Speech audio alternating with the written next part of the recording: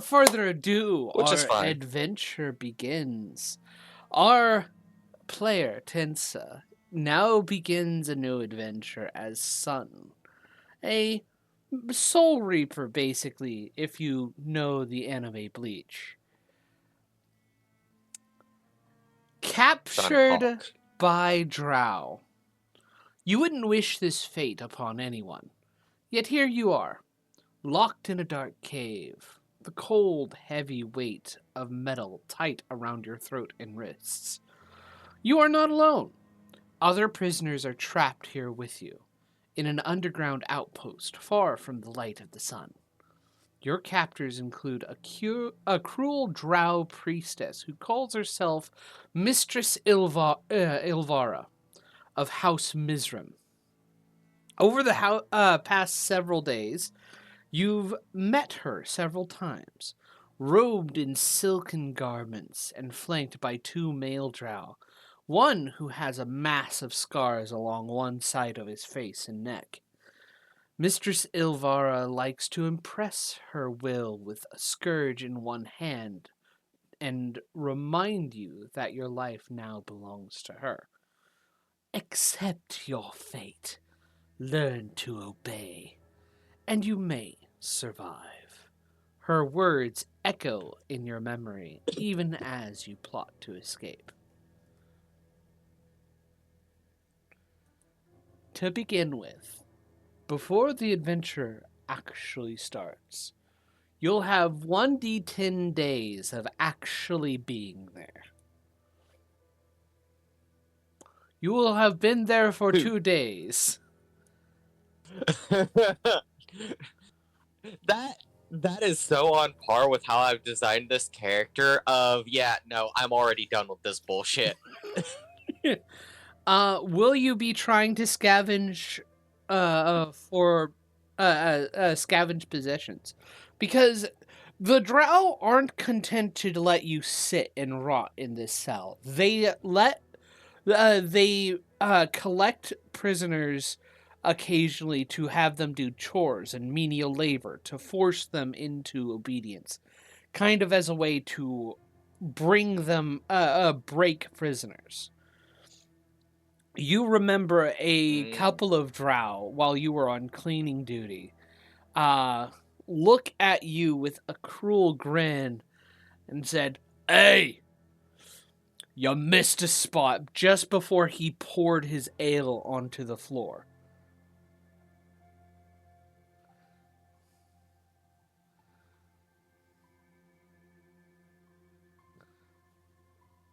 So would you be trying to scavenge something?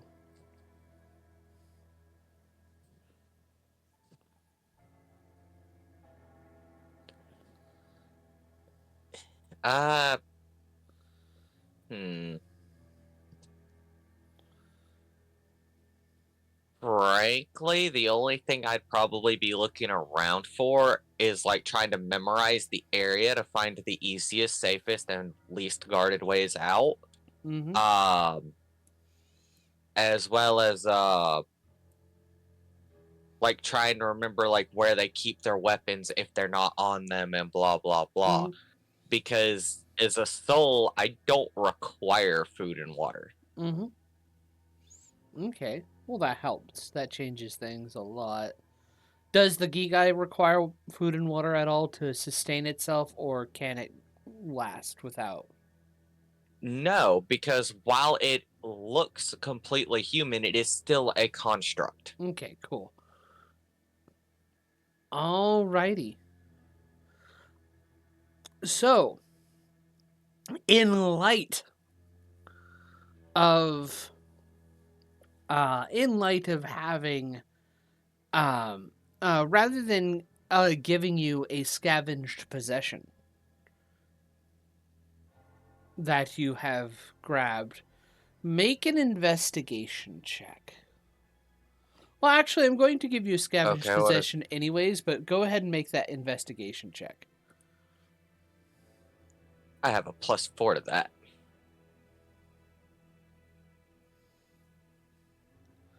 I mean, you do manage to scavenge a living spider that's the size of a tarantula. Why would I want that? It's up to you if you want to keep that or not. I mean, Sun wouldn't pick it up. If it just started following him around, he would 100% be like, sure, why not? I've had weirder things in my life happen. But Sun absolutely would not just pick up this spider and be like, that's mine now. You're not going to go, you're my friend now. Nah, We're having soft tacos later. Sun be like, anyways, this might be indicative of how the night's gonna go. So, I rolled a 2. Ooh. That's a 6 total. So, unless I'm gonna get one for the second day as well as the first, which I doubt. If I roll another low number on that D20, it's going to jail. No. Unfortunately, you don't. Yep. From what you can tell, the drow have a tight ship run here. And I'm using this as a metaphor, of course.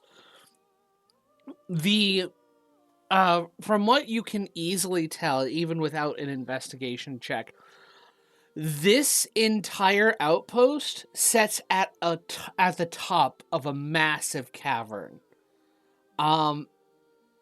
Hundreds of feet below I do have a passive 14 investigation. That helps. That's more than double what I rolled. Yeah. We'll probably be using that instead then. But just based off of the easiest things you figure out are that this is an outpost that is carved into the top of a cavern that is hundreds of feet tall. There is a lake, a river, that washes up, kind of pools into a somewhat lake at the bottom that has a rocky shore,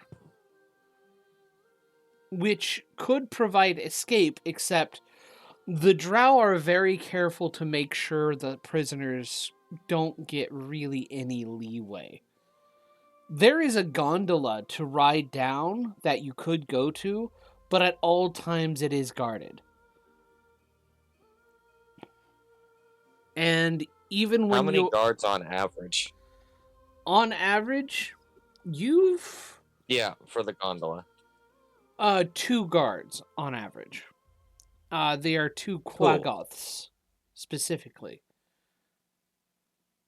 Quaggoths. What in the fuck is a Quaggoth? Hang on, I need to see an image of these things. Give me a second. Bestiary. Q. That it does not start with a Q, apparently. Oh, I have it. Hang on. I still have the filter on from when I was playing set. Hang on. I can send it to you.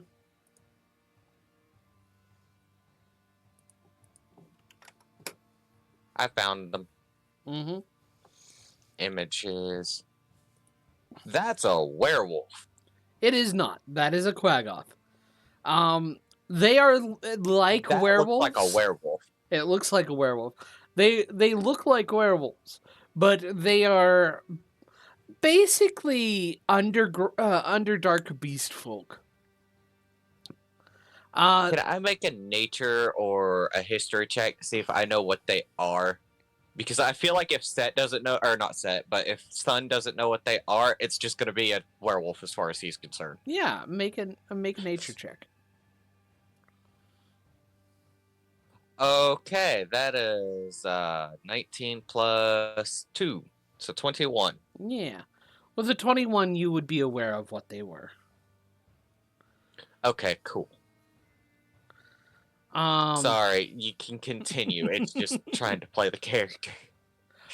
Funnily enough, one of your own prisoners is a Quaggoth. Or at least he claims to be cursed to be one. Darendel. He claims to be an elven prince, but was cursed to be a Quaggoth and was captured here.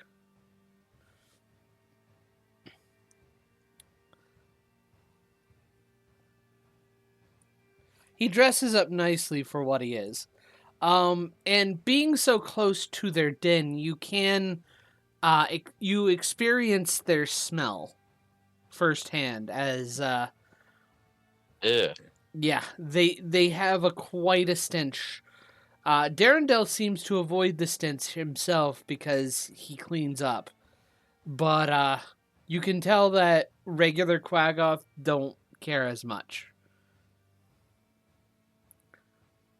I want to insight check Darendel to see if Mm-hmm. he's just trying to like lie about what he really is. Make an insight check. I know this is dumb, but I wanna. Mhm. 17 plus insight plus 3. So 30-20. Dirty 20. He at least believes what he is. Fair enough. Mm-hmm. Um, and getting to your fellow prisoners. On your first day, an orc had approached you. You later learned his name to be Ront. And he would have approached you going, new blood, I see. Well, you're going to be answering to me around here. And he's given off that I'm the tough guy in the prison, you energy type of situation. Okay. Sun smiles at him, goes, absolutely. And acts as if he's going to shake his hands. It says restrain. You So find that your guy will need magic to doesn't make a work. strength saving throw. What do you mean it doesn't work? It doesn't seem to work. And immediately you realize that this cell has been built with people who could cast magic in mind. And the normal weave Okay. and the magical essence is being blocked here. Interesting. Set kind of pauses, smiles a bit more. Interesting. Flexes his fingers as he looks around. Even my spiritual pressure feels a bit off. What you talking about? Don't worry about it. This place is just odd. Very, very odd. They block magic. If you were trying to cast magic, they were blocking it. This entire cell is warded in an anti-magical field. Um, Out of curiosity, what languages do you know? I know common and abyssal. Okay, cool. Uh, shouldn't you have 3 languages? Yes, I forgot to take a third one. Oh, whoops. I actually forgot until you said it right then and there. I forgot to take a third language. Shit. Hang on, I'll take a third one. Understanding Undercommon will be very helpful here.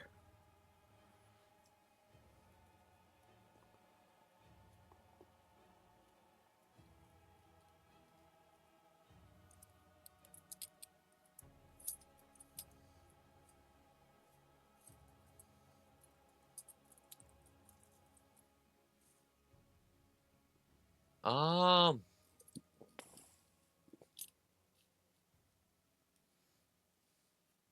you say undercommon? Yeah. You know, I feel undercommon is just off the mark enough that Sun absolutely would have that in his repertoire. Okay.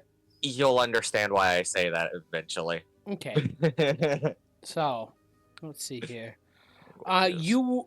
The individual who was speaking to you and letting you know about this, you later learned was Shusar the Awakened.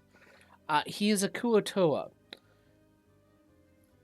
He seems rather serene for being in a drow prison, prison outpost.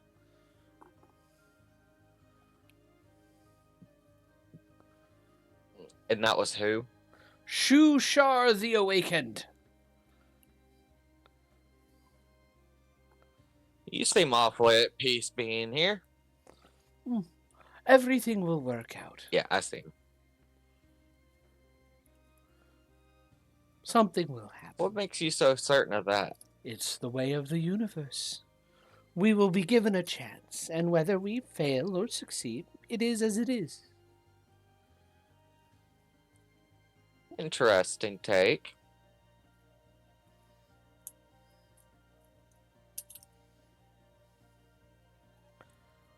All right.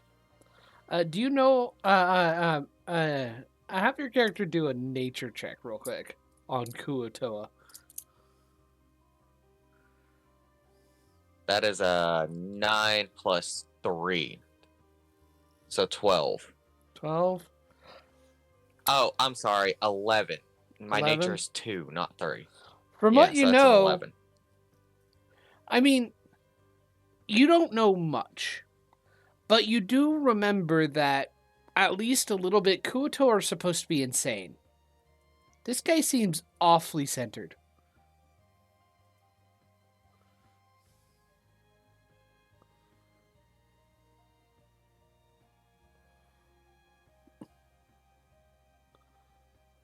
And stable, in fact.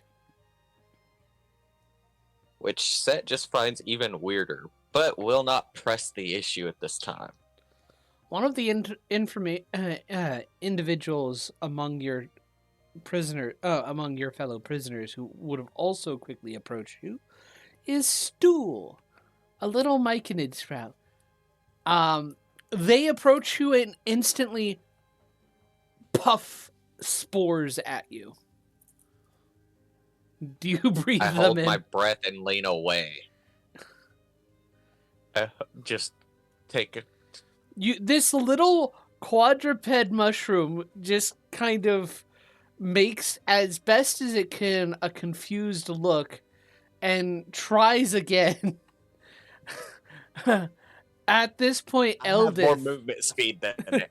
Eldith, the dwarf that is sitting near the gate, goes, "You might want to let it happen. Stool wants to say hello. He's safe."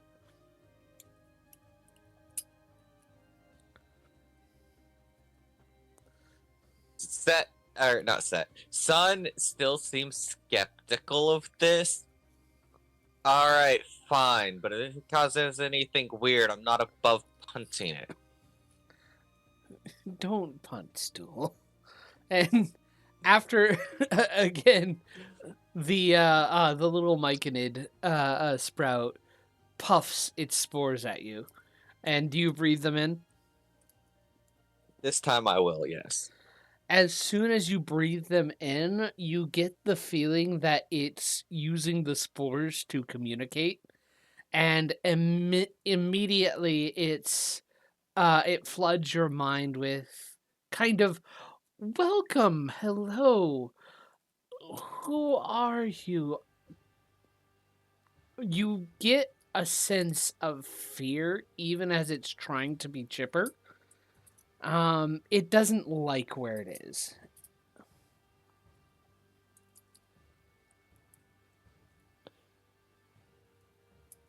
I try responding, I think Sun would try to respond in his mind to see if that works.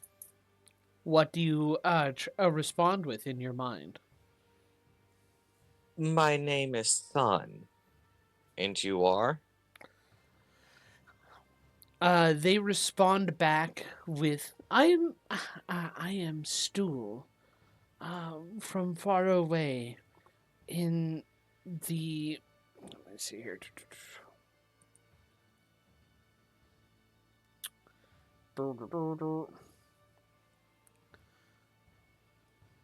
Is, from Neverlight Grove. I miss my home.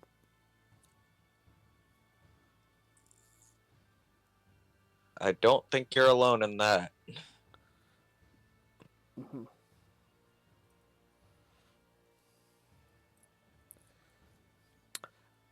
In the short time you have, would you try and get to know any more of your fellow prisoners?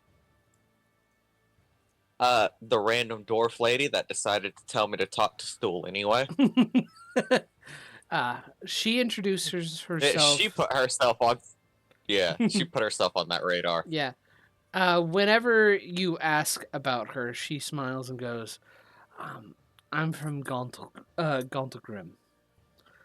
Uh, from a proud kingdom of dwarves. Was acting as a scout when the drow dropped me.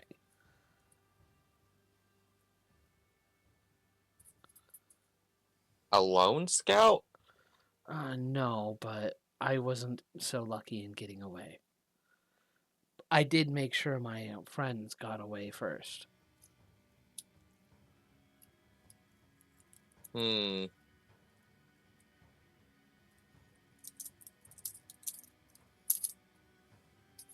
Are they gonna try to find you at least? Um, it's really hard. I don't think they'd be able to find this place. From what I can tell, it's too well hidden. Oh? What do you mean? You notice the spider webs? Yeah. I I also managed, consider how flammable they are. flammable or not, the spider webs are there to mask the entire outpost. None of the light that comes from the outpost ever gets down to the ground. I've seen many patrols of other races, traveling individuals, run, uh, uh, uh, walk right by this place and never once take note.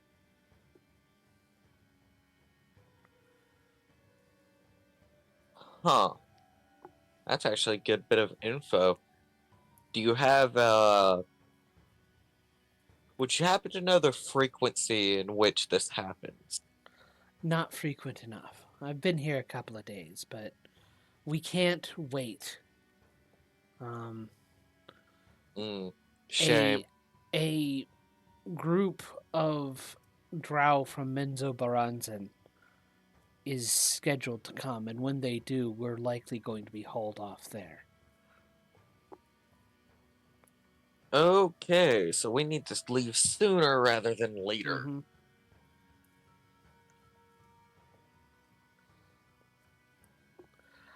About Fantastic. um, would you what information would you let me see here. Would you try over the 2 days that you're here gather information on what all the prisoners know of the place? Yes. Okay.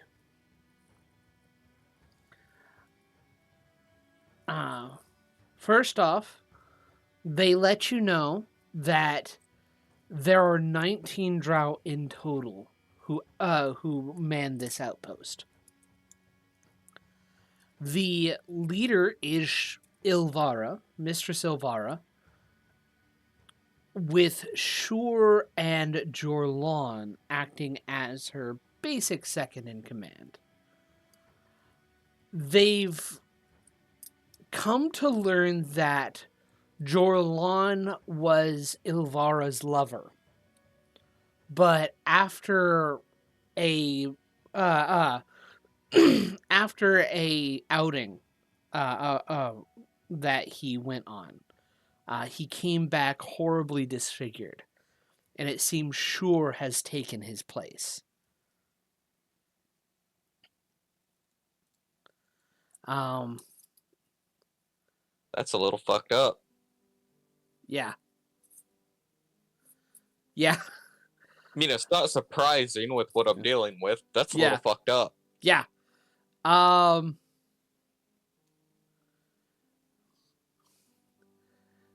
Let me see here.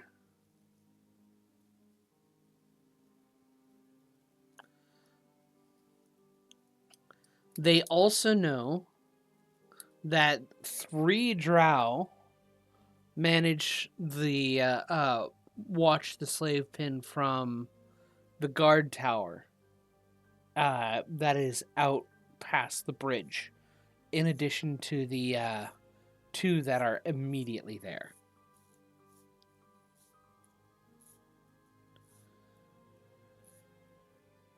So we need a way to distract the 3 in the guard tower and get the 2 in front to run off so we can get out. Mm-hmm.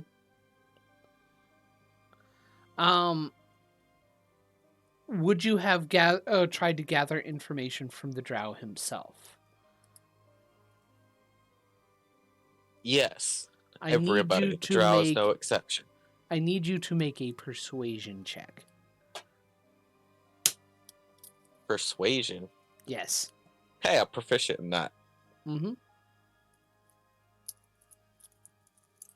11 plus 3, so 14. 14. Okay.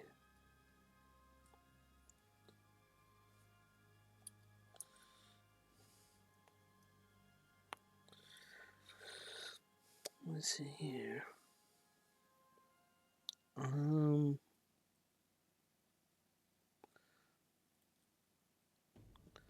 You find that Sarith, the drow, is less inclined to talk about what he knows. He seems all but resigned to his fate. One thing he does comment, though, and you do get this from a 15. He's noted that the I got a 14. I got a 14, sorry, John. with a 14 you would have gotten this. I knew what I meant. Okay. My words weren't right. Were right. Just making sure before you said what you didn't mean to. Mm-hmm, yeah. But he would have noticed that noted that the supply patrol from Minzo Baranzan is already a few days overdue, which is unusual. He knows that that these are a well disciplined people. He knows that drow are well disciplined, and it's something weird that they're late.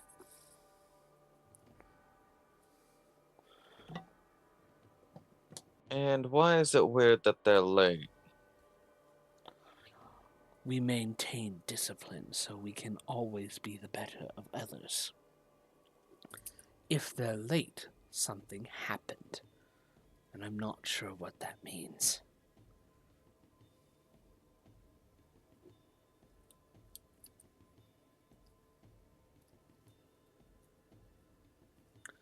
You also are aware that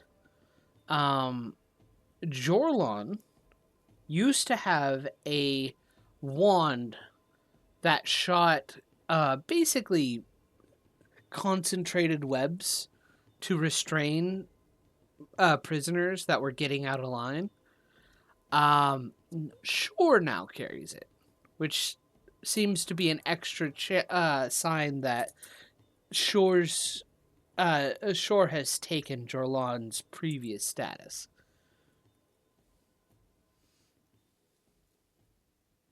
Well, since you don't seem to be willing to say much else, do you think we could get the one with the scarred face to assist us, given he's fallen from grace? It's possible. But Oop. we'll have to wait. There's always schemes happening. If the supply patrol Quit. Sorry, dogs. The supply patrol is already late. And the priestess, and you would have known this too, there is a second priestess. Ilvara is the main priestess who runs this place. But there is a secondary one who is basically in training named Asha. He goes, Asha is likely scheming of ways to take over Ilvara's position. In that regard, Jorlon might be a useful tool in that. But of course, all we can do is wait for him to provide an offer. It would be rather embarrassing if such a large group of prisoners managed to run free. You get my drift. I do. I was hoping you'd have this kind of information. What do you suggest? I don't fancy waiting to be picked up in a few days' time. Well,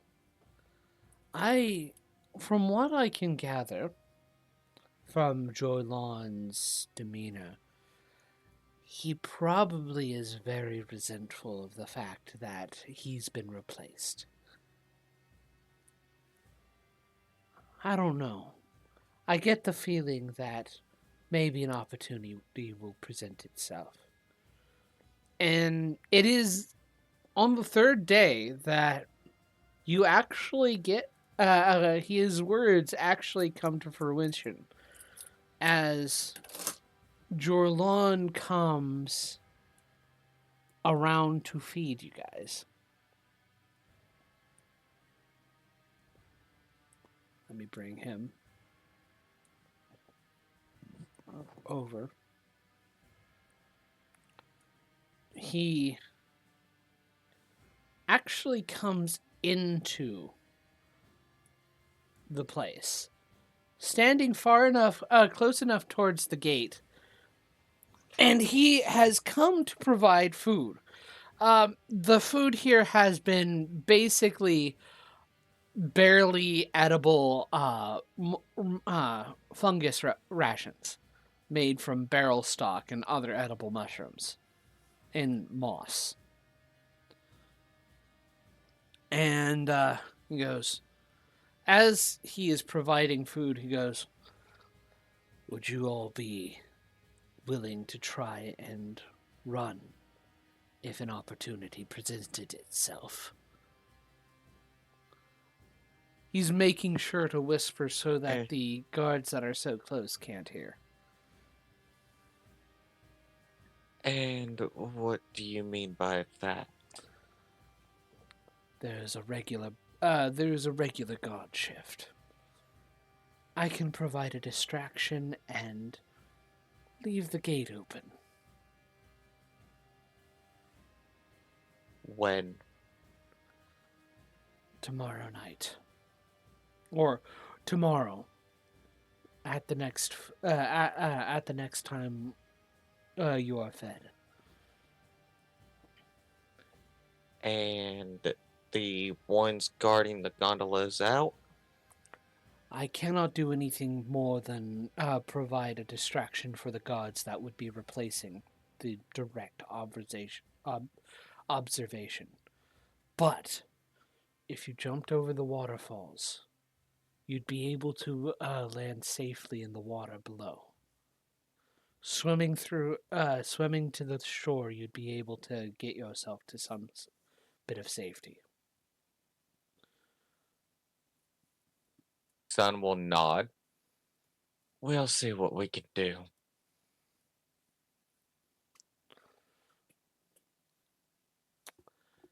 And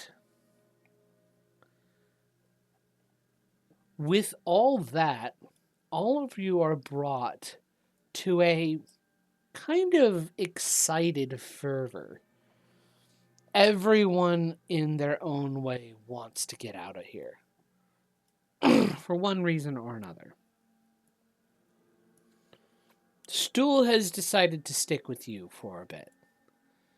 Wanting to ensure that feeling like he needs to be with the strongest person. Which he is unsure because I love how Mm-hmm. Who is Honest, unsure? he is unsure which is the strongest among you, but he's sticking with you because you seem the kindest. Fair enough. I feel like Eldith would probably seem kinder than Sun at this point. I mean, Sun threatened to kick him, so Yeah, but you are stronger than Eldith. I wonder what makes that qualification. Mm-hmm. But. Sun also doesn't care to ask. Mm-hmm. We wait for the next meal. Mm-hmm. Sun still hasn't touched the rations. Okay. Ront is eager to try and steal the rations from you. Sun 100% lets this happen. Like, look, I'm not touching that. Sun absolutely can eat and drink. Sun's not touching that. Oh, being picky. If being picky was more dangerous for you. Oh, if only. Now, don't get me wrong. If Sun absolutely had to eat, yeah, he would eat it. Mm, But at this stage, not a requirement as of yet. yeah. Well, the next day comes, and you begin to hear, suddenly around the time to be fed, a buzzing sound. See Hearing here. this, Sun will get up. If that tarantula is still following him around, he will offer his hand to it and put it on his shoulder. Okay.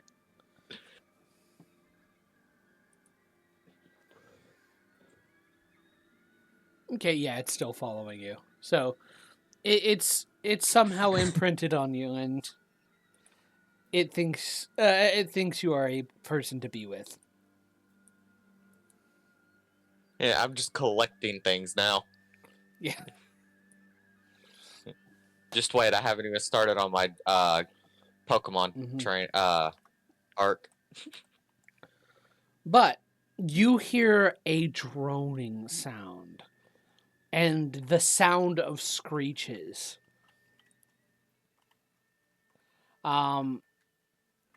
There is a great commotion given, and Jorlon quickly, as other guards begin to run, comes to the slave pens and goes, "Fate may be overly kind to you.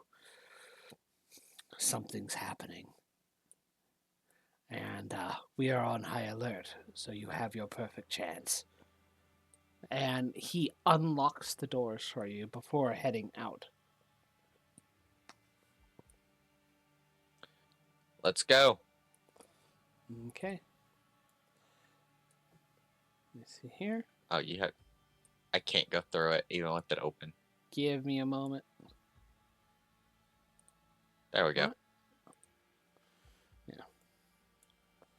Yeah, let me through. Cool.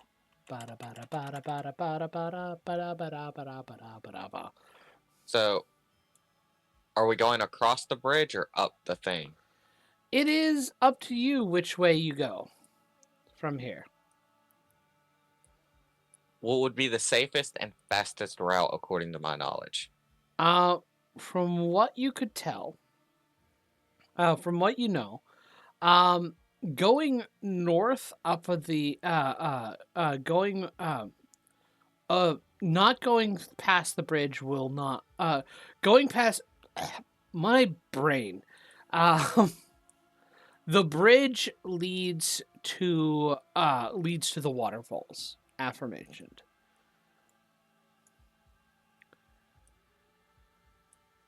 And Which is where I need to go. yeah, which is where you need to go. You know that the northern walkway is actually leading to one of the guard posts and the Quaggoth dens. Okay, across the bridge it is. Mm-hmm. You have a group of individuals who are joining you. Yeah, sounds about right. Run, run, run, run, run. Let me see here. Also, my feet are Bef- somehow an inch off the floor. Before you get, Just in before you case. continue, All right. pull up. You will know about this place. This guard tower has a whole bunch of. Let's see here. Has a whole bunch of. Let's see here.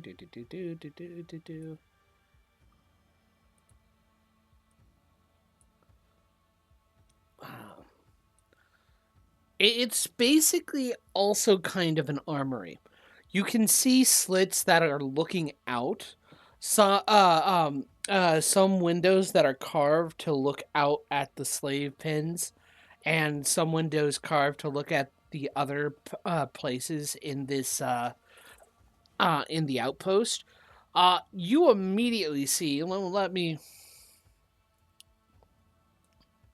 Oh no, you don't actually immediately see. That's far, far away. But here. You're up quickly. Mm-hmm. And I will finally summon my sword. Okay. So I say this, and everyone sees me instantly just poof a sword into existence. Kind of, yeah. So here's what you actually find in this place, in the armory.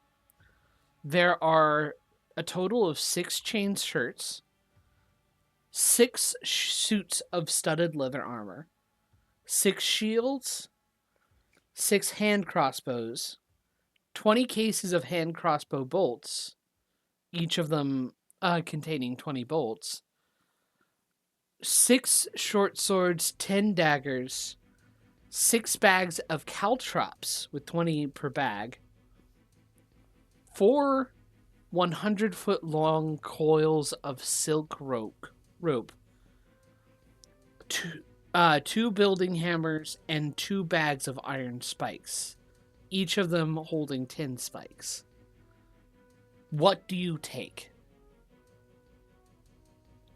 How many were in the caltrop bags? Each bag has 20 caltrops.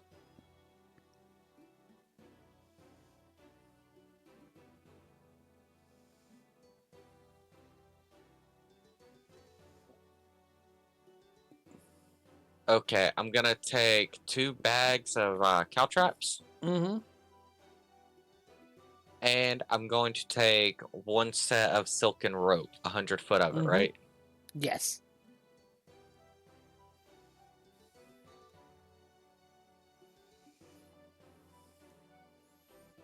Uh,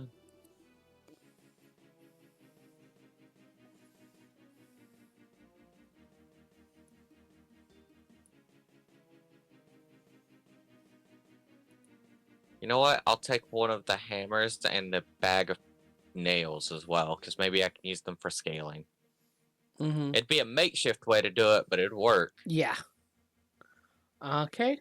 Cool. Note that you have those.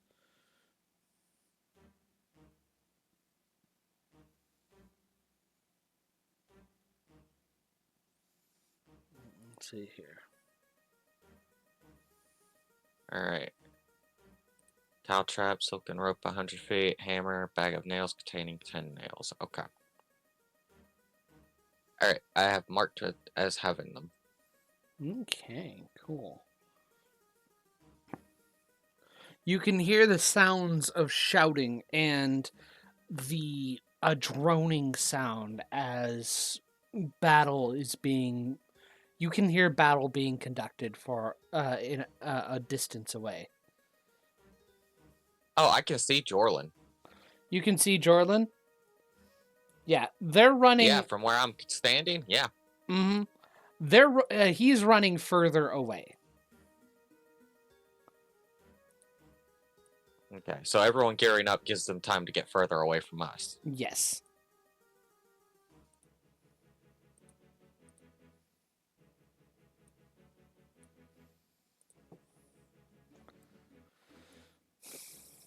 But yeah, da da da da da. We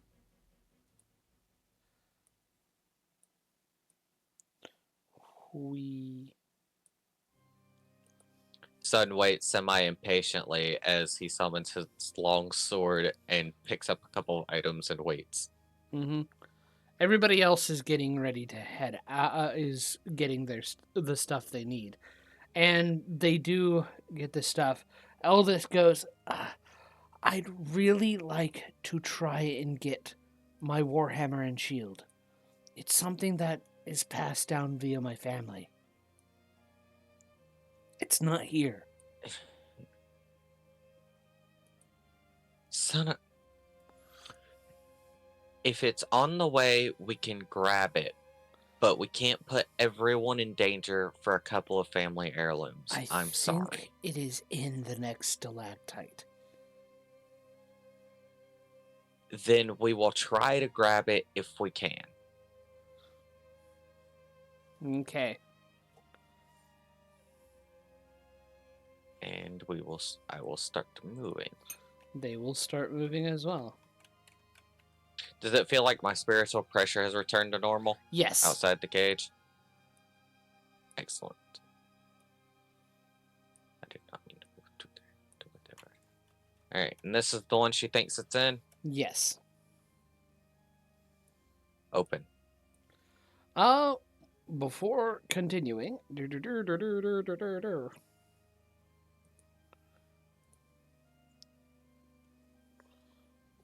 me see here.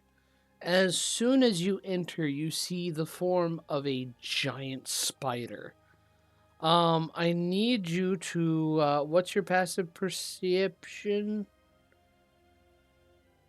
13. Opens door, sees massive spider. Closes door slowly. Let me see here. With a passive perception, you instantly realize this is just a statue. It looks like this is a temple to Lolth. Opens door, closes door. Slowly opens door and looks in, goes, that's creepy. Do I see her warhammer and shield? Not immediately, no. I'm gonna regret this. I can walk in here and I'm gonna look for it. You do note that this area, this level has this level has levels. Yes, indeed. There is a ladder going downward in one part of the circular room.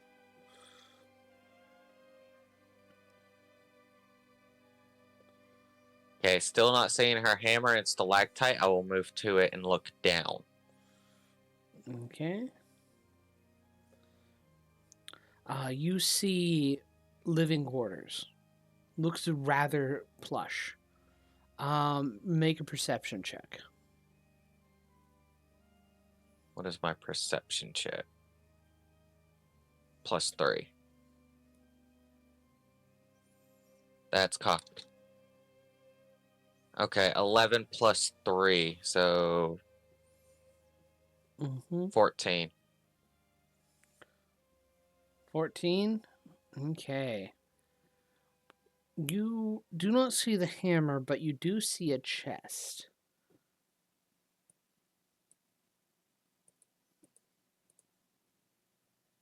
Okay, I will check the chest to see if it's trapped and or locked before I touch it.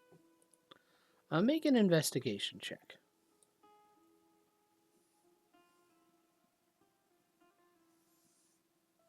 16 plus 4, dirty 20.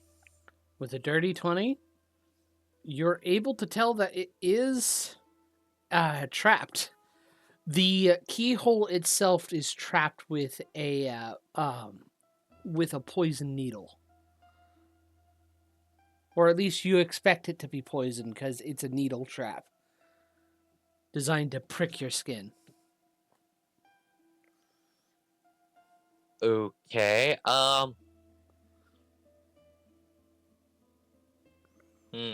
And it is Yes. also locked. Of course it is. What kind of lock is it?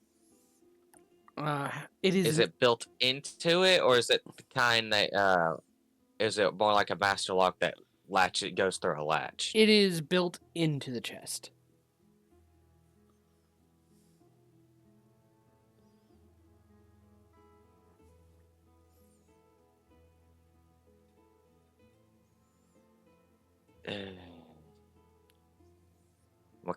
Float back up because I'm not bothering actually using the ladder just in case that's trapped too. Mm-hmm.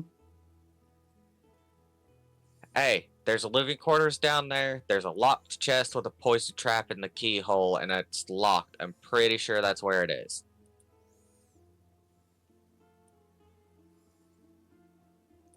All right. Let me see here. Let Bupido help. Let me see if I can't do something. The one Darrow. Just yeah, chimes in. Just try not to get yourself poisoned. I will try. It'll be fine. All right. And I will go with him. Bupido will make an attempt. He has been able to fashion a makeshift thieves' tools.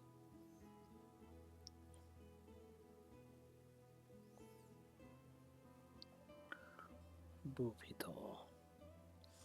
So he's going to make a dexterity check. He has... Knowing of the trap, he is going to attempt to remove the trap. However, he fails, and the trap sticks him.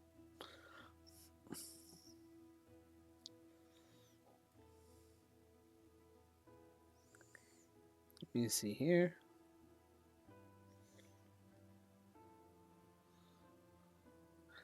Oh, before he did try, Jim Jar would have joined and goes, "Hey, bet you 5 gold he fails."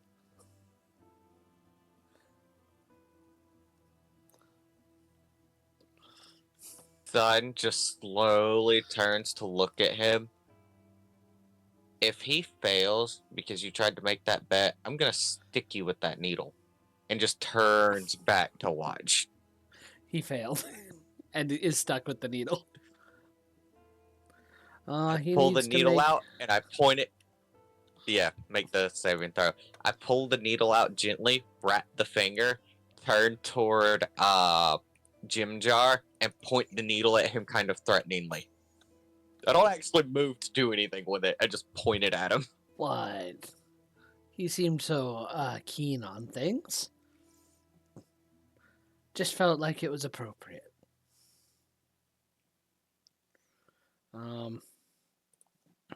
So I don't like the sound of that. Cool. Let's see if he succeeds. No. Oh. So, that was painful to watch. Bupido fails. How bad is it? Well,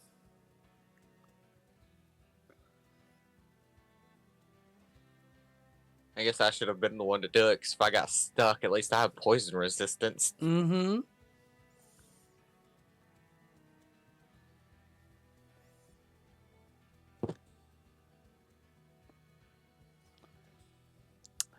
Bupido gets sticky. He's like, it's, and he falls asleep, unconscious.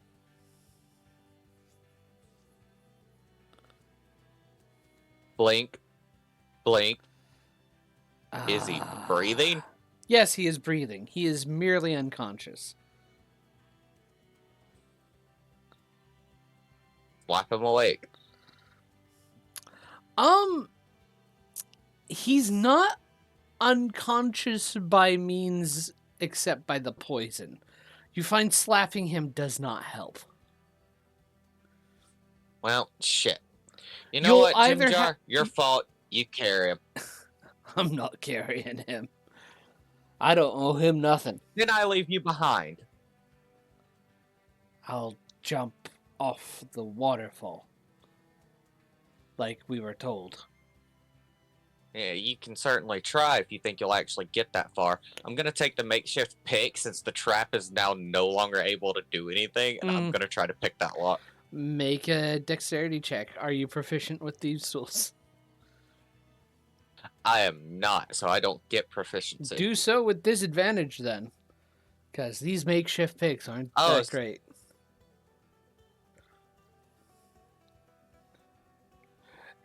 It wouldn't have been disadvantage that's a 5 total. With a 5, the picks break. Yeah. Son of a bitch. Alright, I ain't got time for this. I firebolt the lock. Okay. Make an attack roll.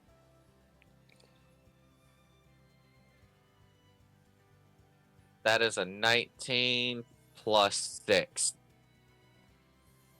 Okay, 19 plus 6. Alrighty. Yeah. Yeah, that hits. Go ahead and roll for damage. Did it break the lock? Roll for damage. D10. 1. It did not break the lock. But the lock is somewhat steaming. Huh? I'd do it again. Rolled hit. That is a 9 plus 6. Okay. That's 15. With a 15, that hits. 6 more damage. Okay. The lock breaks open. I open it. Are her things in there? Yes. I will grab them and start out grabbing Bupita by the scruff, and it looks like I'm dragging him for all intents and purposes, but he is also floating with me. Yeah. Jim Jar comes That is such back a handy up. skill to have. Yeah. Jim Jar joins you. I close the door in his face as I walk out. Are you leaving him behind? So, Jim Jar's a pain in the butt. Here's your stuff back. Poor Bopito got stuck with the needle and fell asleep. So, we now have to drag him along. All right.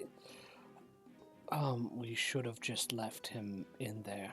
He might just be killed if he was in the priestess's living quarters. Yeah, well, don't care. We're leaving. Okay.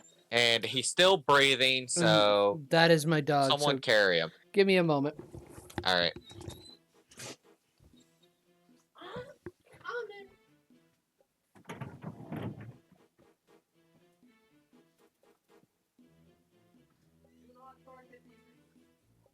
No? Damn it.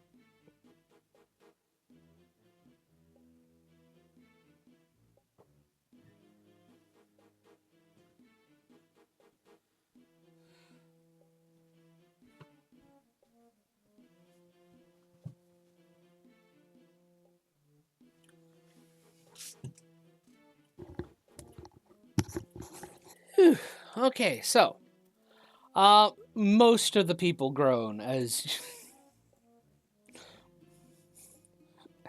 as they now have to carry an unconscious man. Alrighty, so how are you I love planning that to? response. How are you planning to get out of here? I'm still heading for the waterfalls. Okay, well, you pass the waterfalls on the way to this stalactite. They're right next to Oh, the bridge you just passed. okay. Then we're gonna go this way. Um, You know what? I'm gonna make sure Bupito. What race is Bupito? I can't He zoom in is a enough to see. Darrow. Okay. I'm going to tie Bupito to myself to make sure he doesn't drown. Look at Mhm. everyone and go, see you on the other side, Mm-hmm. and jump They all with start Bupito. jumping. Okay. Except for one. As I jump, I look at Uh-huh. I look at Jim Jar and point at him and say, "You're an ass." I need him to make a strength saving throw as I jump and cast restraint on him. Okay. Alrighty. Let me check him real quick.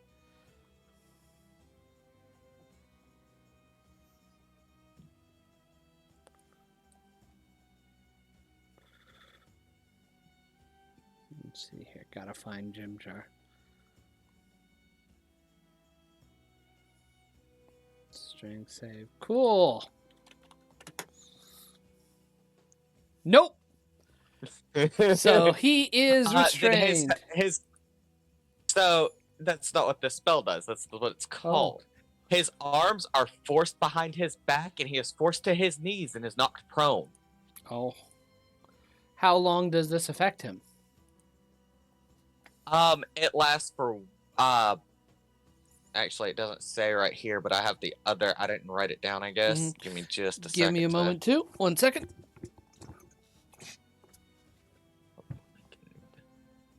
I'm already pulling it up. Let's see here. Okay, got it.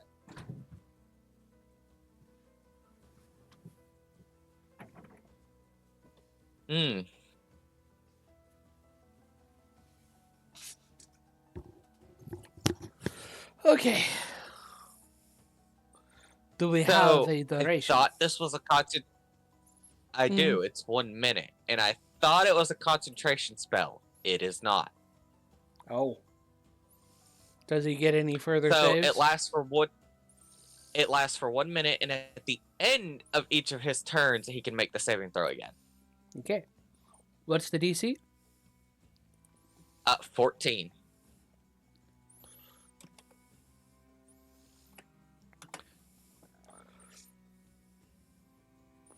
Okay. The second round of him being affected, he gets out. Yeah, he gets up and is able to jump in the waterfall. But he's fully aware of what I did, I'm sure. Yeah. Like, I feel like me saying that as I jumped and then that happening, he is fully aware of what I did to him. So, you jump into the water. Get in the water. Oh, God. Jeez. Also, as we hit the water and start going down, can I try to firebolt those webs to ignite them? Yeah. Go ahead and make an attack roll. Hell yeah. 12 plus 6 for an 18 total. Nice. That definitely hits and starts burning away web. I will say that your check to avoid the webbing is at advantage. And everybody's check to avoid the webbing. I didn't realize that was going to be a check. That is going to be a check. So, webbing. Athletics check. Athletics, hey, I'm proficient in that. That's a 12. Oh, Did wait, you advantage. roll with advantage? That was one roll. Okay, now it's still a 12. Okay. Did I fail? No. You actually succeeded. Heck yeah.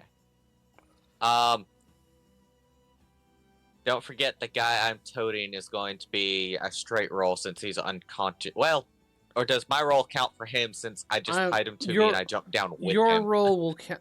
No, I'll actually give him a straight roll. Give a little bit of extra chance to this. Okay.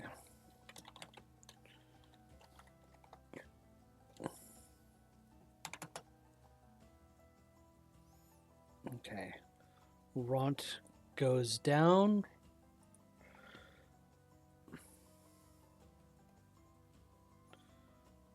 Let's do Boopido real quick.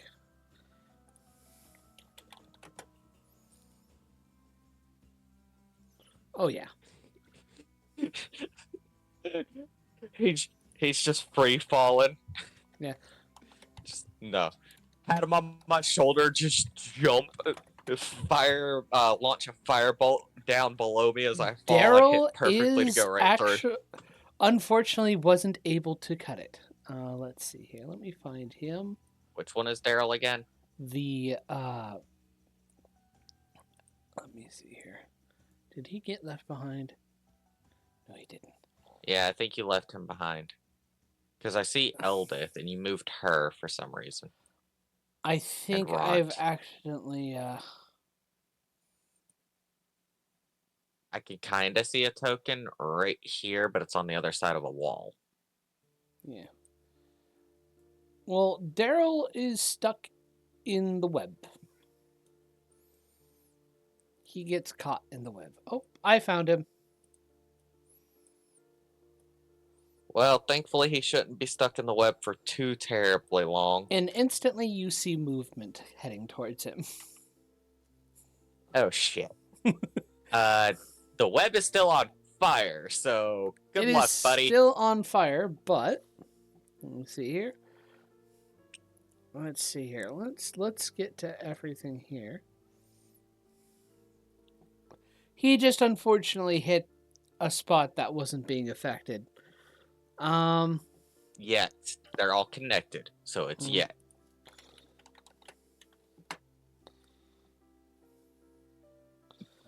Eldith does get into the water.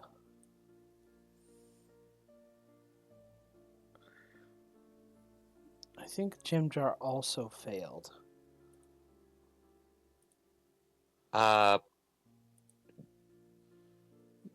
Yeah, Jimjar also failed. It sucks to be him. That's what he gets for being such an ass. Sarah. I legit feel no pity for that orc. Oh, he's not an orc. He's a deep gnome. Ront is the orc. Oh. Huh. Sucks to be that guy. I do kind of feel bad now. I thought he was the orc. 2d20, keep -1 +2. 11. Ront is barely able to get past the webbing. And getting into the water. Stool would have been hanging on to you. That's fine. I'll give him advantage still. Yeah, Sun wouldn't have minded that. Stool weighs nothing. Sun would not care. He managed to get caught in the webbing.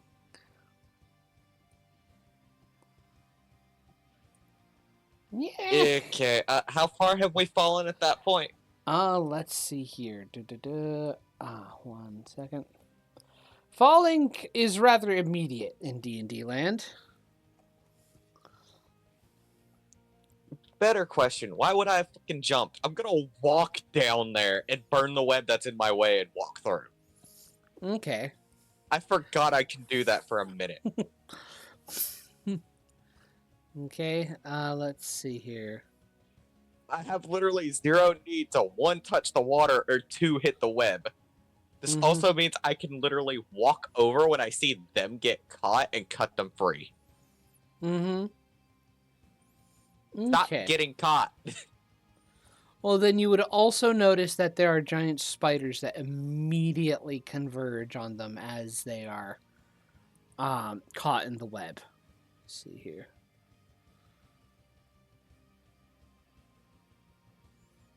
Oh, that's dangerous.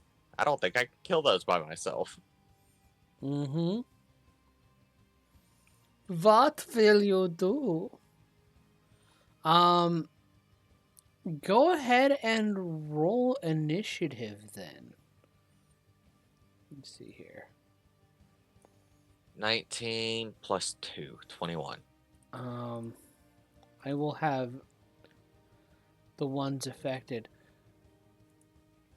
I'm going to get all the ones affected by this also. Give me a moment.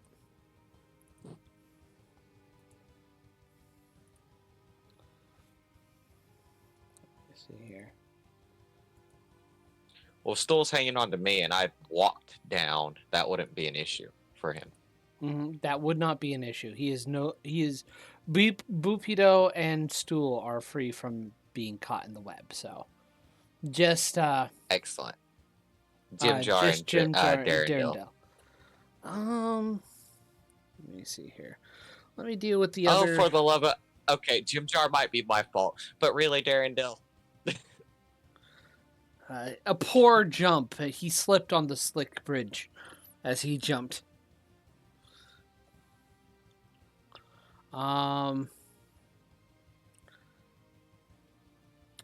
Topsy and Turvy are left. They are two deep gnomes as well.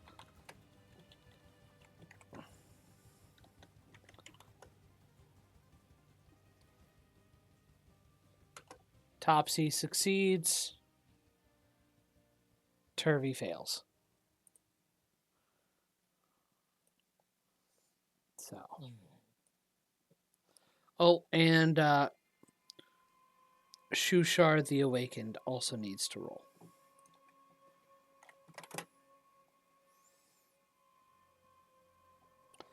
He is 15. He succeeds. So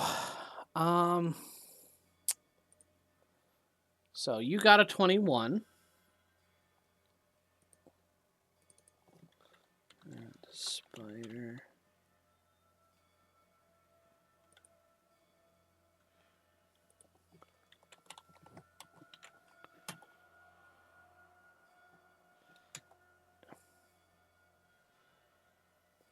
Okay. 13, 15. Stool does not need to be in here. Wait, is that 15 the tiny spider that's hanging onto me? No. Okay. I'm not treating the tiny spider as a combatant. And it wouldn't be... I didn't think so. Okay. That was why I had to pause. Like, wait a second.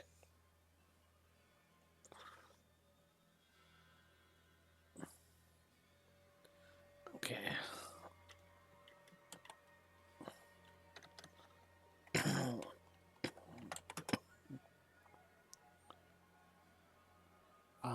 Nine.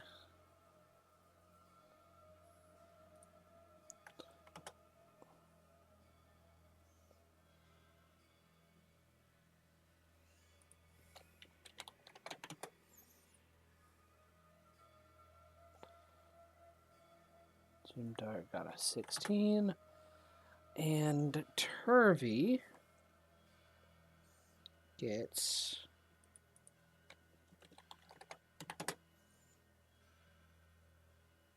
Oh, a 22. The ones that are in the web will be restrained. So, real quick, I'm going to move everybody that's not part of this combat away real quick, just to make things easier on us.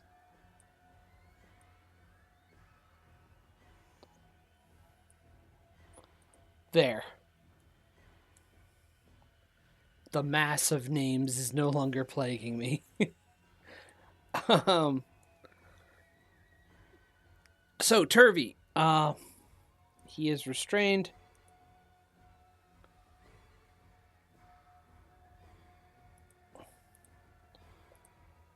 Darendelle is restrained. And Jimjar is restrained. Okay, let's see here.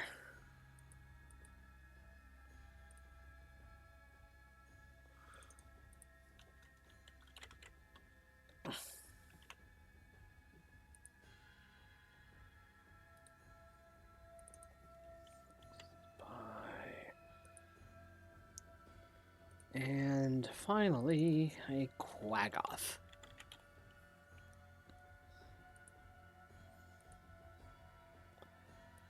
Let's remove the previous. Eh.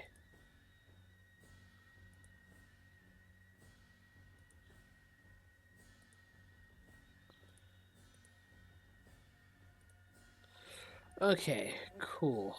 Starting with him. And let's go to just to double check the webbing stuffs. They have that information.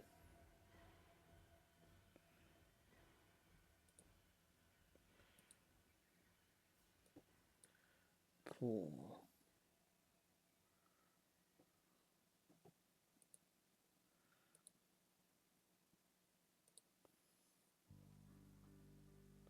Webs. There we go. Okay. DC 12 strength check.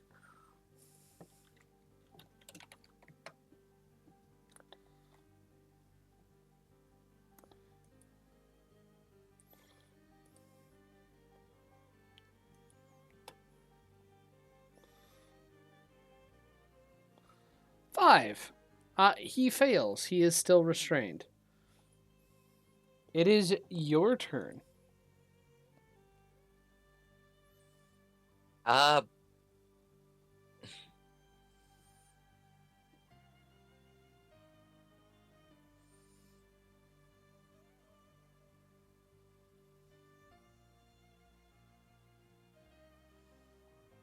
Sorry guys, but this might hurt a little bit.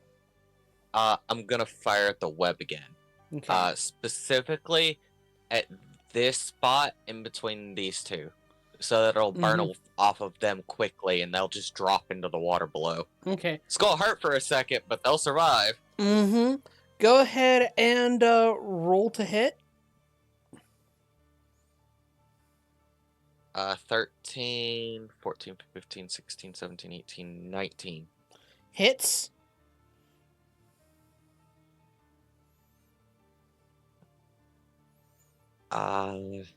And I'm going to move a little further back, just in case that spider tries to snag me. What's the damage? 5, 10, 15.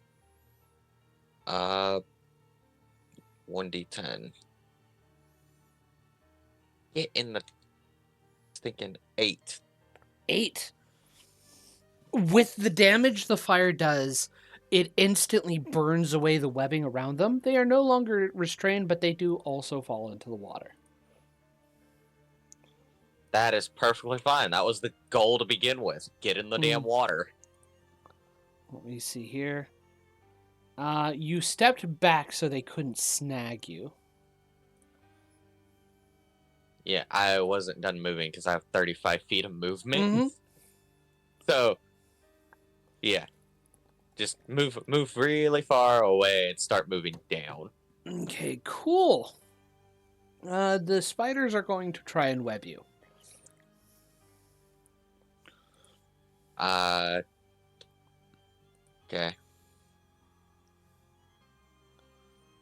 So, real quick. The others do not are no longer in the in combat. I need you to make 2 dexterity saving throws. Dex save. Yes. Let's see what my dex save is. I have a +4.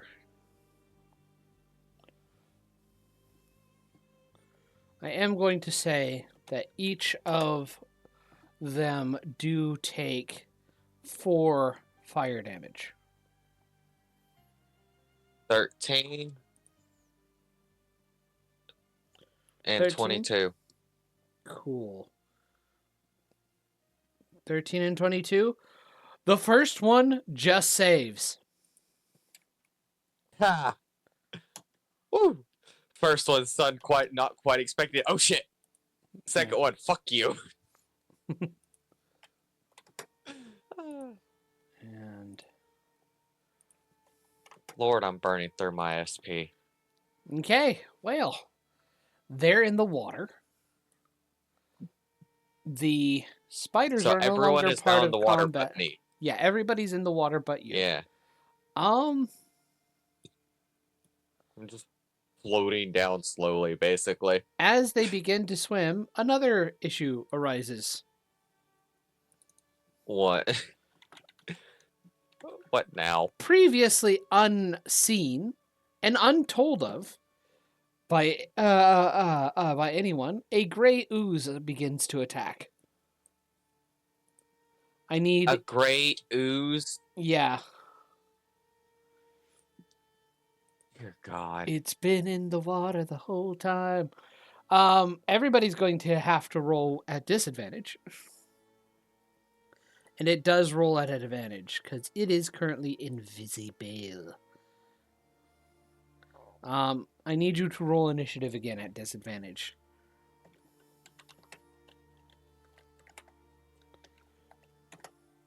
15 plus 2, so 17. Cool. It beats Of you. course, it rolled a 20. It Yeah, beats I you with see an that. 18. I see that. This is gonna hurt. Somebody. Yeah, this is gonna hurt somebody. I never said it was gonna be me. Not you, and unfortunately, the Kuotoa, the poor Kuotoa, is the only one who isn't, who is nearby it. Okay. And Bupido is also out because he is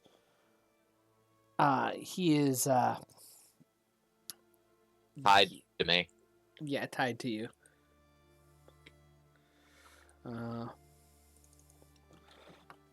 Ta.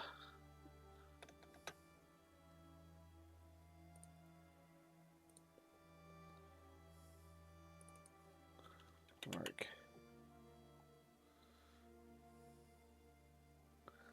Actually, what do they give him?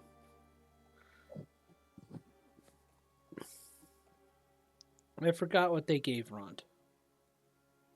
What is Ront? They considered him a...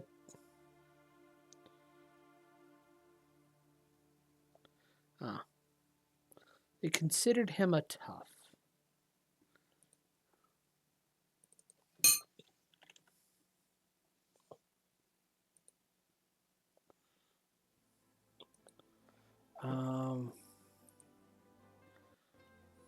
So...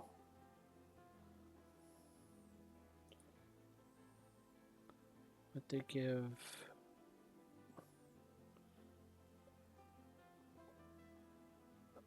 He's gonna be just a drow.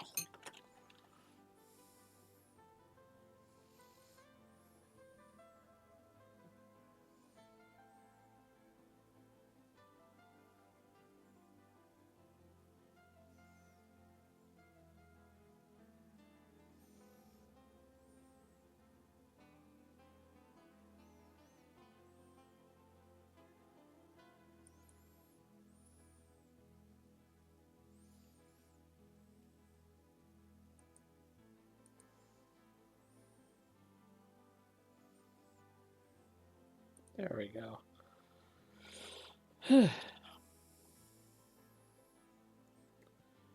There's a lot here.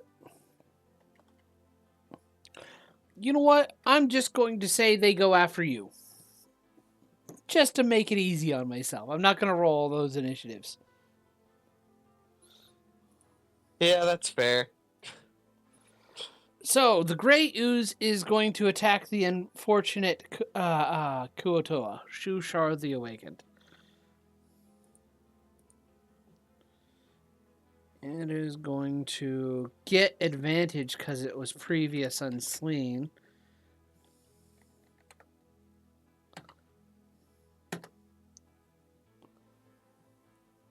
$21 to hit.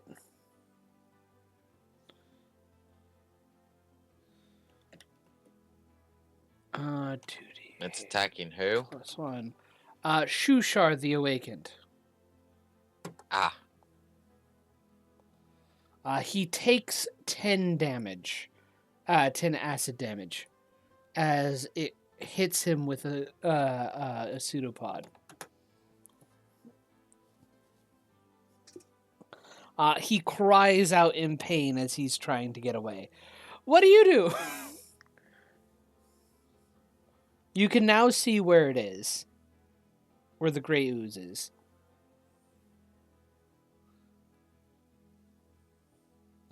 I'll say it gets partially obscured because it blends in with the water so well, though.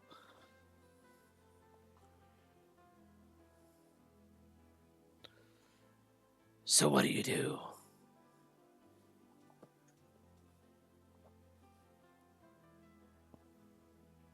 Tensa? I'm reading a spell. Oh, okay. Okay, I'm going to point my blade at it, Mm-hmm. and use Hado number 1, Thrust, which fires a ranged attack at a single target. Okay. On a hit, it does 2d8 plus my wisdom modifier of force damage, and if it hits a medium or smaller creature, it is pushed back 10 foot. Large Okay. creatures are pushed back 5 foot instead. Okay. Creatures larger than that are obviously not pushed back at all. Let's see if I hit it first. Mm-hmm. 19 plus 6. Let's go. And that was 2d8. Yeah.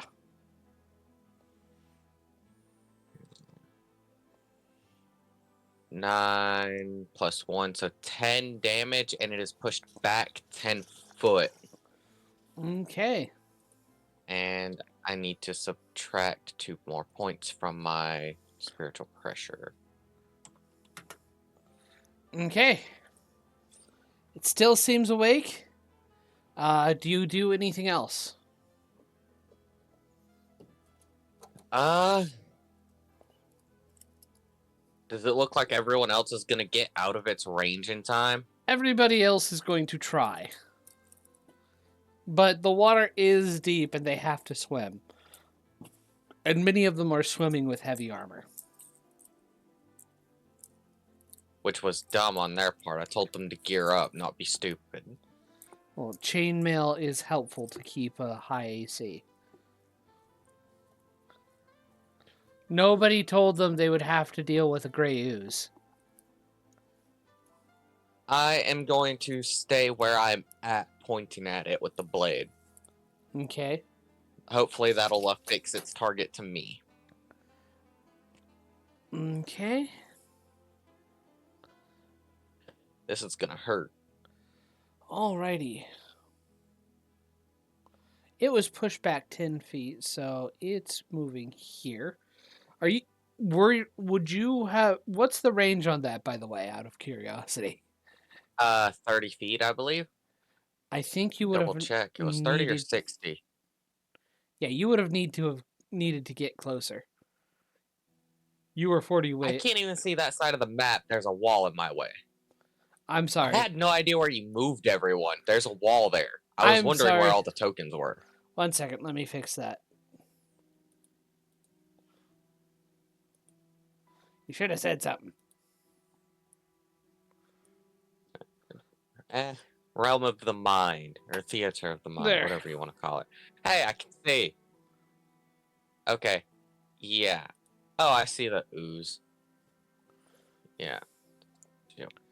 I would put myself probably here when below the bridge when I launched it. Okay. Alrighty.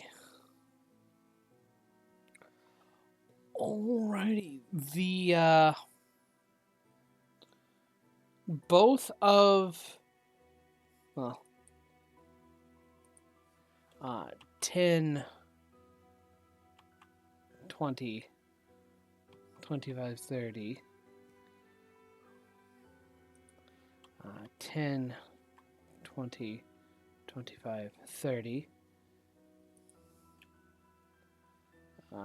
Stool is on you, so technically is still safe. Bupito is on you, but I strapped him to my back with the rope. You strapped him to your back? Okay, cool. Yeah. Yeah, basically I have to go walk down this way. I'm gonna take the couple seconds it'd take me to like arrange the rope in a way I could just put him on kind of like a backpack. He's gonna be cramped when he wakes up. That's not my problem. 10. He's alive. Yeah. 30. 5, 10, 15, 20, 25, 30. 10, 30, 5, 10, 15, 20, 25, 30. 10, 20, 25, 30, 40,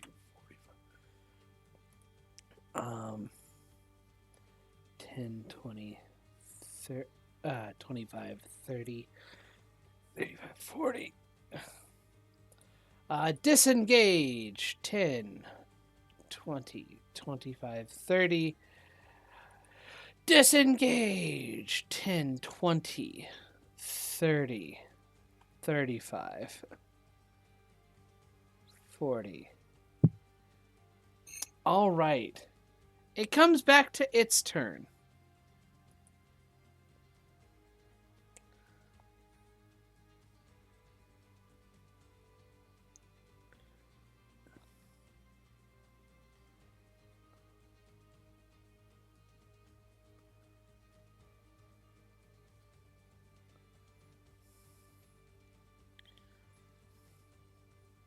Okay, good. I am the closest target.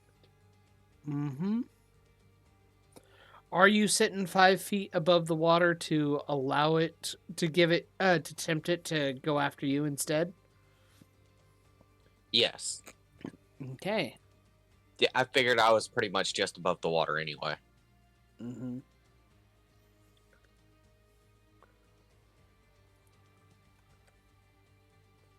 So 5.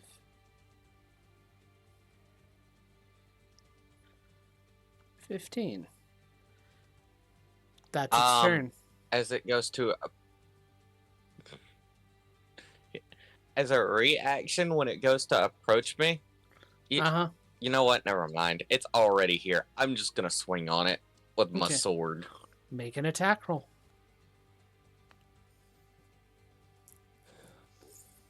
By the way, does your weapon 15 plus 7. 15 plus 7? That hits. Does your weapon take it damage? It is non-magical. It is non-magical? Yes, it can be damaged, but I can repair it. I'm not worried about it. When you hit it, your weapon takes a -1 penalty.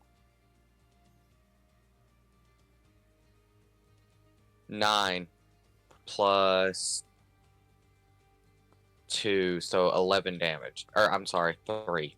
12 damage. Okay. It's looking hurt. And your weapon has a -1 penalty to its damage rolls. I thought it was already looking hurt when I blasted it with the magic. Rolls. It wasn't looking as hurt. It's looking much more hurt. The health bar is much lower. And it is now officially bloodied. I'm gonna Every take a step mm-hmm. back and risk an opportunity attack. But I Okay. think it has a ranged attack, doesn't it? Let me see here.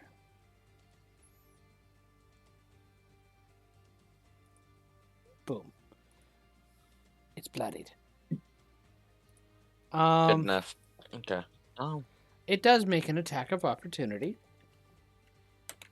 cool. It misses. Even better. Let me see here. Is it going to attempt to approach me? 1 second. Kuotoa doesn't attack. People will still try and do something.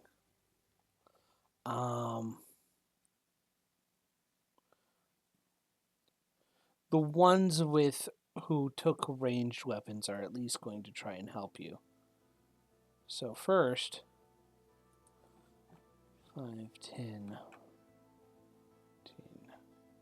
25. That is as close as he can get to the thing. That is just close enough, so he is going to make a ranged attack.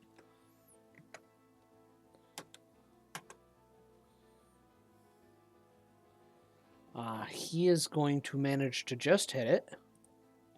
26 plus 2.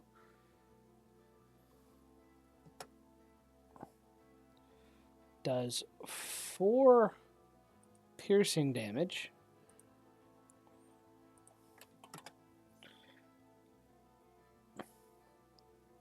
Just double check.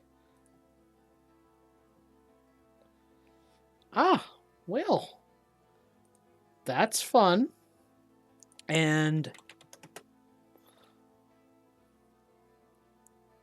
6 more poison damage, which apparently this thing's not immune to.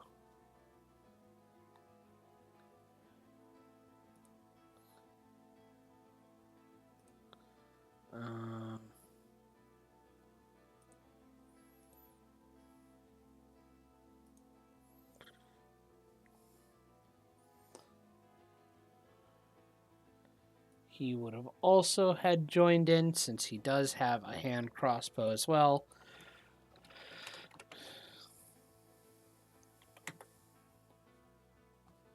He would have hit it easily, dealing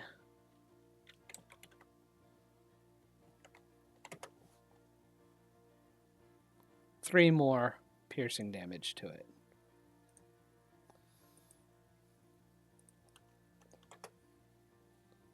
So, 1, 2, 3, 4, 5, 6. Okay. There were just about enough short swords to mostly equip everybody with it. So that was interesting to think. But only 2 of them would have gotten the hand crossbows. That's fine. Let's see here. So is it going to try and approach me again? It is going to try and approach you again. I'm gonna spend 2 more points to use the reaction first level spell of repulsion and fling a blue orb at it. It needs to make a strength saving throw or be launched 15 feet back in the path with least resistance. It fails. Yeah. How many feet? 15 foot away from me in the most direct path. That's 15 foot. Perfect. Okay, it's your turn. Okay, spend another 2 points on a first level spell, as this time I cast Pale Lightning. I point my finger at it, and I now make 3 attack rolls as it fires 3 bolts of lightning. Okay. 9 plus 6, 9, 10, 11, 12, 13, 14, 15 to hit on the first one. 15 to hit. 15 on the second one as well, because I rolled the same damn number. Mm-hmm. And a 10. Okay. All but the last one hit. Okay, so the damage for this is only 1d6 plus my spellcasting modifier, which is plus 4 for Constitution. Okay. So 4 plus 4 for 8, and 4 plus 4 for another 8, so 16 damage total for both bolts of lightning. Okay. Nice. Yeah, it's dead. It dissolves in the water as you finish it off.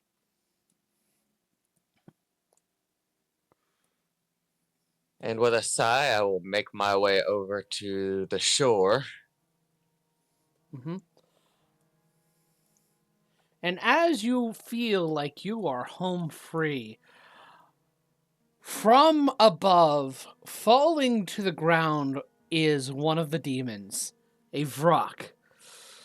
It looks at you and screeches as it slowly gets up. What's your response? It does look badly hurt. Yeah. I am going to toss, well, not toss Bupito, but standing on the ground, I'm going to hand Bupito off to Eldith. Run.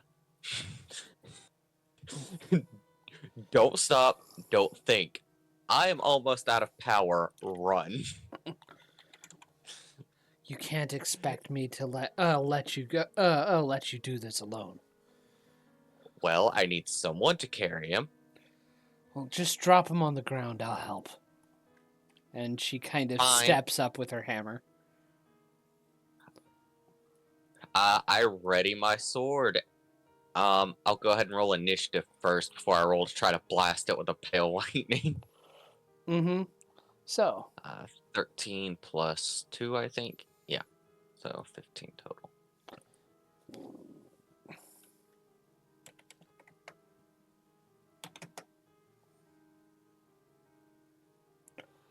Ooh. I was hoping that was hers. Nope. And by the way, you have everybody else joining in to help. Except for Shushar the Awakened. He stays out of the combat. And Bufido and Stool. Stool and Bupito are the only two that get a pass for not being in this fight. Shushar says, I must not kill. Violence is unbecoming. The universe does not need more negativity. Sun kind of squints at him.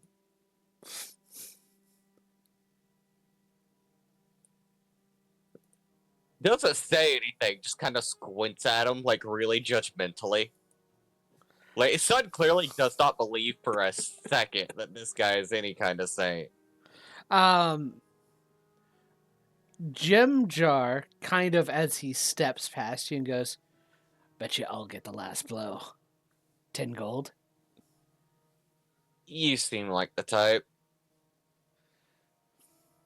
Besides, I don't have any gold. When you get the gold, I'll ask for it. Mm. And if you win, and if somebody else gets the final kill, I'll pay you back whenever I get the gold. What's going on with this character sheet? Fair enough. But yes, what was your new initiative? 15? Yeah, 15 is the new one. I'm not going to. I'm going to roll once for all of them. And then they go after you.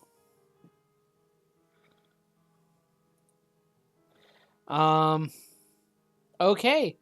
Well, it is the Vrock's turn.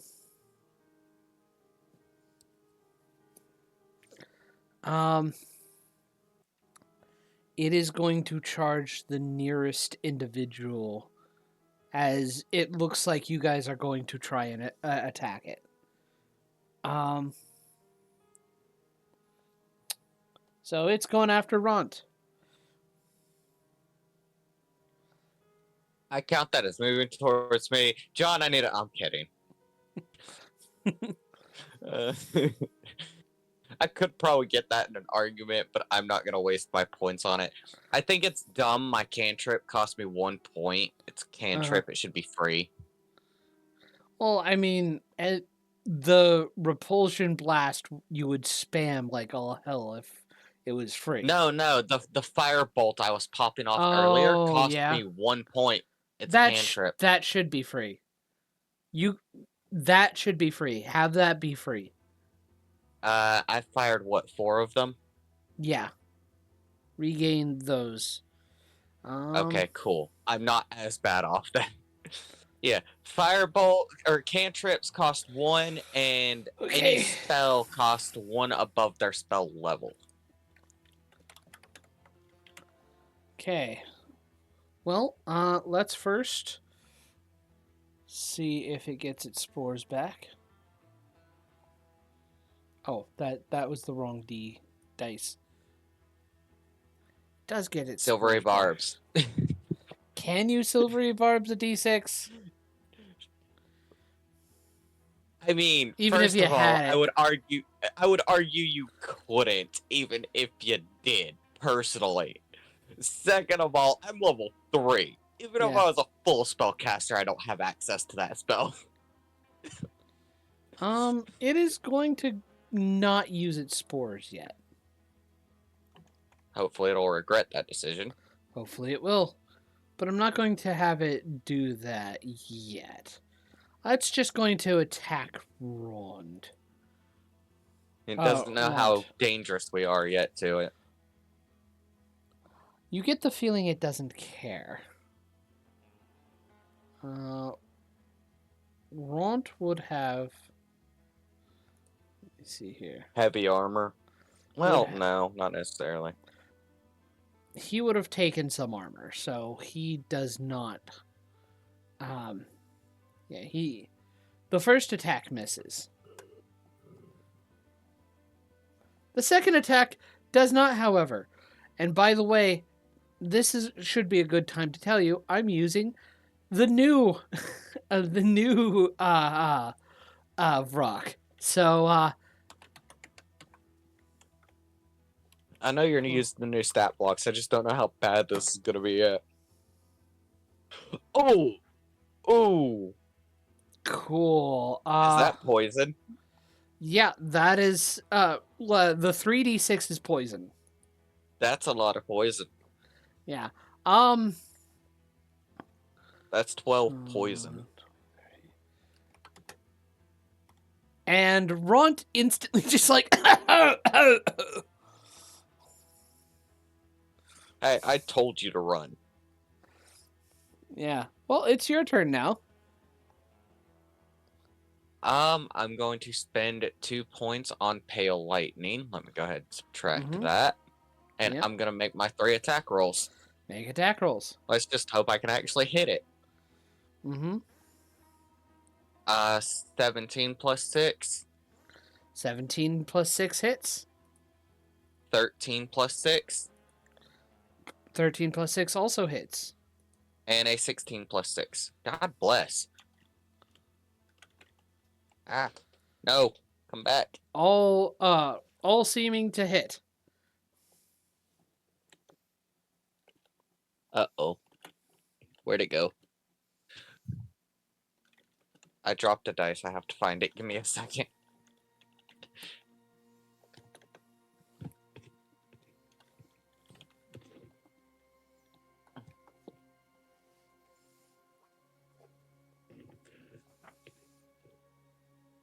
There it is.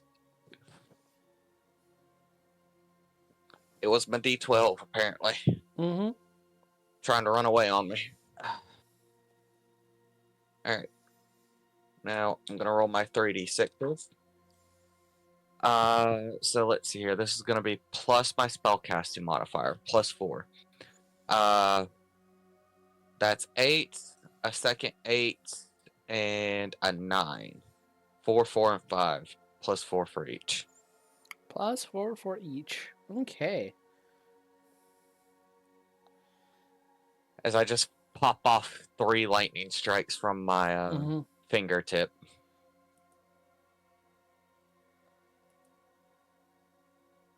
I'm sorry, what was the total damage? My mind just blanked. 8, 16, 17, 18, 19, 20, 21, 22, 23, 24, 25 total. 25. You send 3 lightning strikes. And let me double check its stat blocks. Okay. You feel like the strikes don't do as much damage as you hope, but you still damage it further.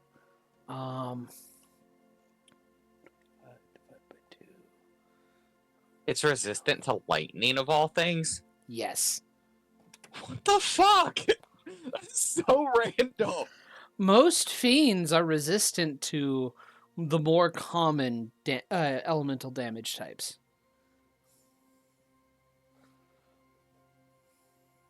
But yeah. Ront is going to take his first attack towards it. Well, his only attack towards it.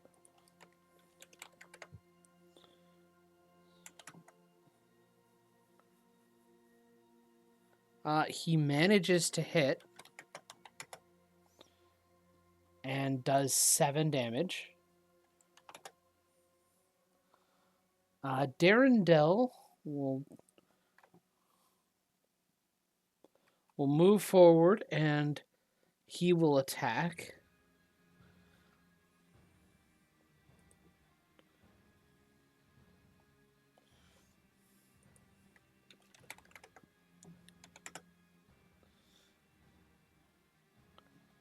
His first attack does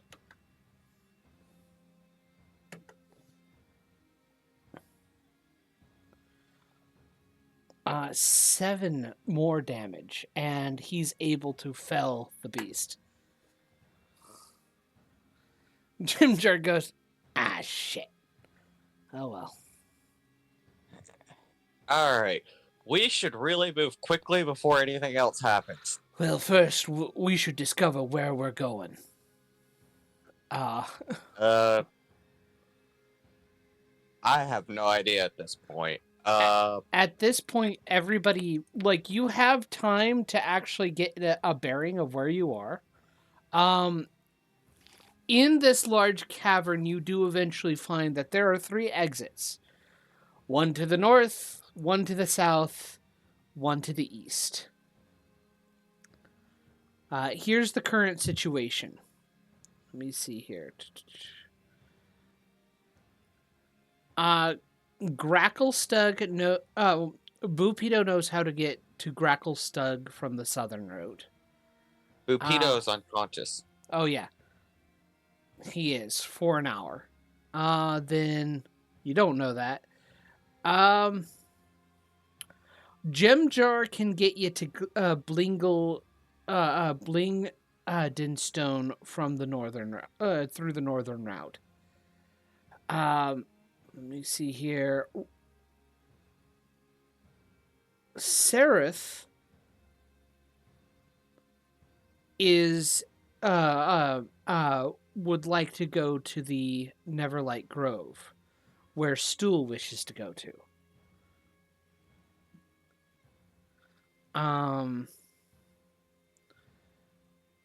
Shushar can lead you through the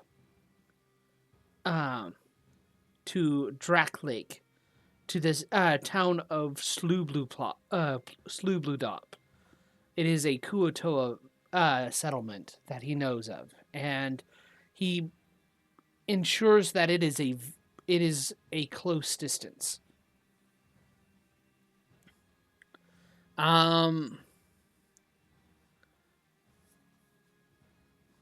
Topsy and turvy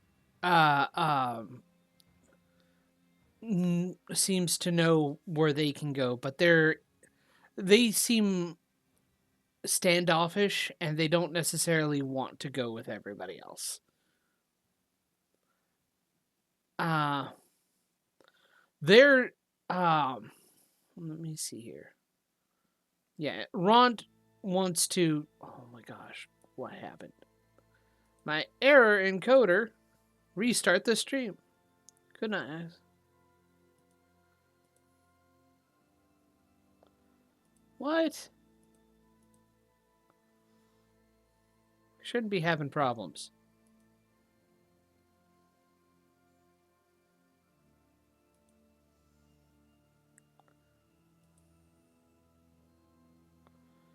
Could not access the specified channel or stream key. Please double check your stream key. Correct, there may be a problem connecting to the server. Well, it should be correct because this issue just happened. Come on. There we go. Okay, sorry for that. All of the 0 people watching. Anyway. So. Oh my god. The joys of. So. The people who know where to go, who are offering to take you places, are Jim Jar,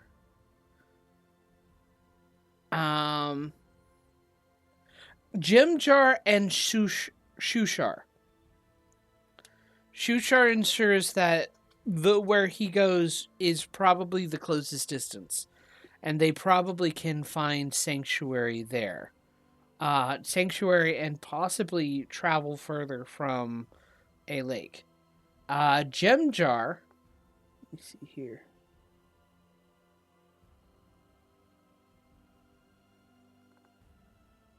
Let me see here. Gem Jar says he can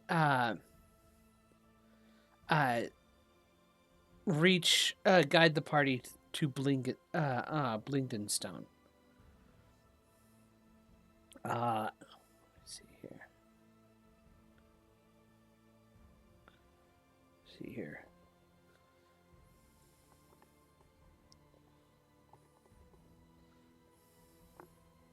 So, of the knowledge you know, which would you prefer to go to?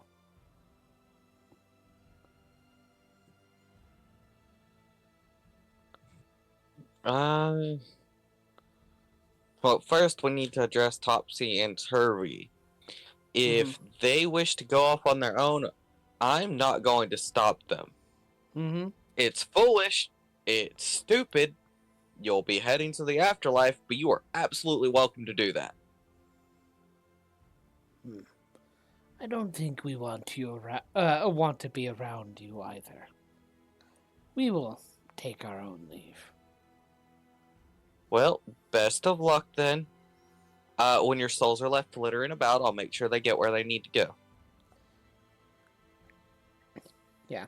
Ron simply just wants to get back to the surface, and Eldith knows that she's not familiar with this region of the Underdark, but she knows if she gets close enough, she can get to her hometown.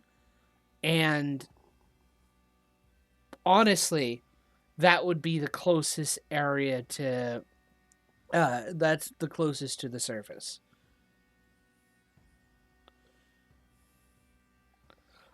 Shushar seems okay with anything, but he does note that Sloobloodop, that's, oh my god, Sloobludop.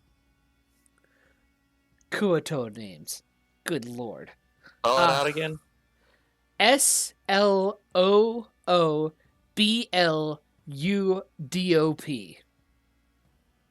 Sloobludop. Sloobloodop. Yep, Sloobloodop. It's deceptively hard to pronounce. Sloobloodop. It actually probably helps me pronounce it because I'm not staring at the fuckery that is the word itself. Slew blue pop. Slew blue top. Anyway, Shushar mentions that they can get boats and travel down a river from there. And yeah, he's like, if we go that direction, I would like to go go to the city, the town. I would like to teach my way of enlightenment to my fellow kind. Bring peace to them. Unfortunately, in my experience, most of your kind does not take too kindly to, well, anyone except their own. That is So, understandable. I could talk to them for you, though. I don't think that would work. Sareth goes, regardless, we probably should keep together and move quickly. Um, there is, even after the demon attack, the mistress will likely want to retrieve her prize. Yes, she She'll be will. going after us. If we split up, we must do so in smaller groups.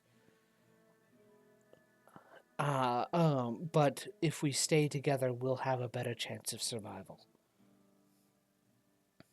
I agree with sticking together. The problem still is, which way do we go?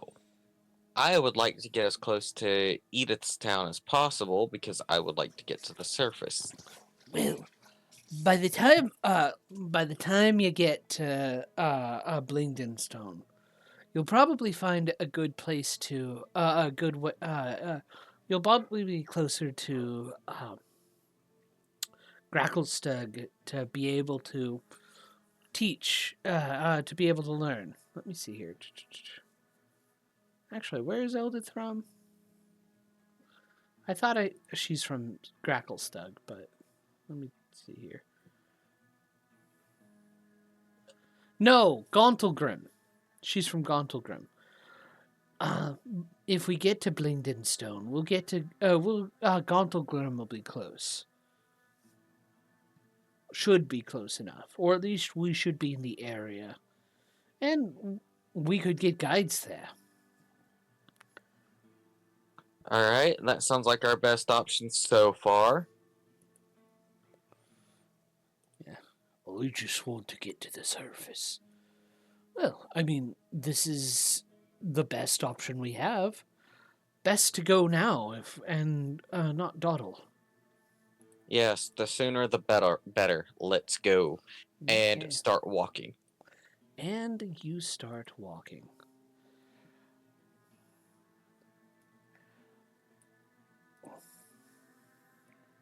Now here comes the fun part. There Yeah. are a couple of things you need to worry about. First off, you are going to be pursued. If Yep. you take too slow of a time, if you travel too slow, you won't be able to. You will be caught. They will catch up to you quickly. If you Yep. travel too fast, things have the likelihood of getting the drop on you. Yep. So we gotta maintain a decently moderate speed. Also, you need food and water for everyone else. Yep, which is a whole other problem. Now, Eldith is quick to provide help in that matter. She may not know this area of the Underdark, but she knows how to find food and survive here. And she definitely would be able to provide help in scavenging. How much time will you dedicate to trying to scavenge for some food on your first day of passage?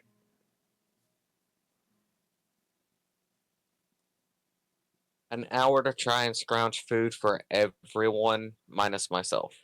Okay. So. And what pace will you be going for during the day? Uh, we will pretty much walk until we stop for camp. So normal pace? Yeah, a standard pace, maybe slightly picked up since we know we're being pursued. But I Mhm. don't want to overexhaust anyone because we also need to have, Mhm. guards, a guard rotation going. Well, we are assuming that you already have a uh, you already have a plan in like a marching order. Let me see here.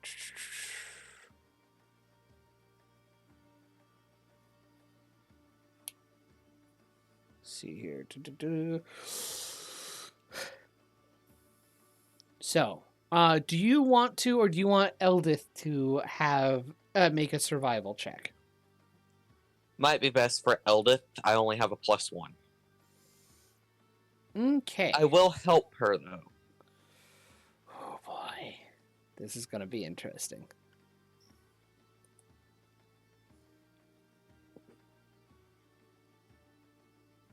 Yeah, a whole lot. Is this one edible? What about this one?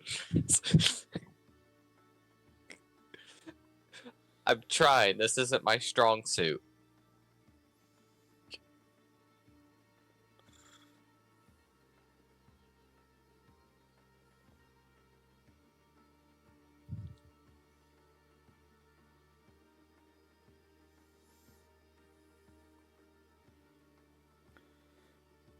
Okay, so let's start with the foraging. Eldith is going to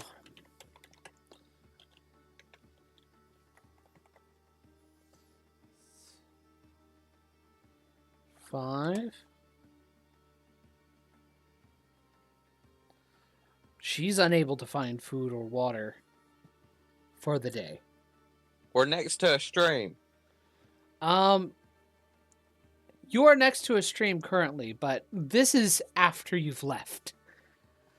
Let's say you have enough water for the day as you were running, but you do not have any further water.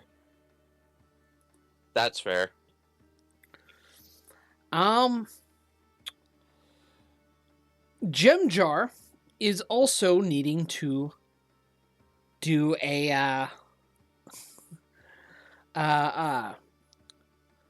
do a survival check to make a to navigate. So real quick. Hey, has the other one woken up by now? Yeah, by now the other one has woken up. Cool, I can untie him from my back. Okay. Bet that was a fun way to wake up, being towed Yeah. around. Okay.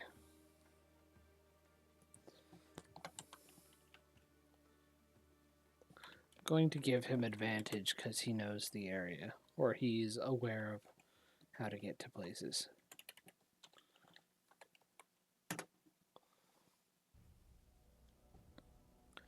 He succeeds where he wouldn't have. So, you guys do not get lost in the first part of your day.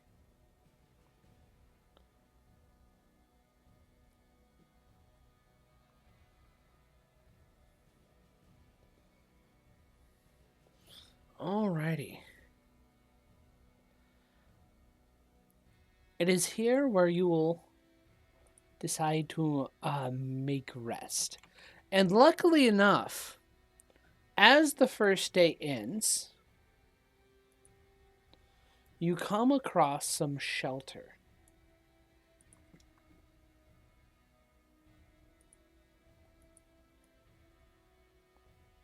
Ah.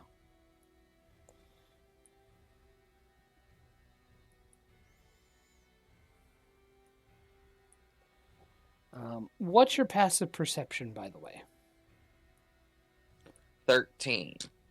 Cool. I need to check passive perceptions of everybody else. Also, do you have any light sources with you?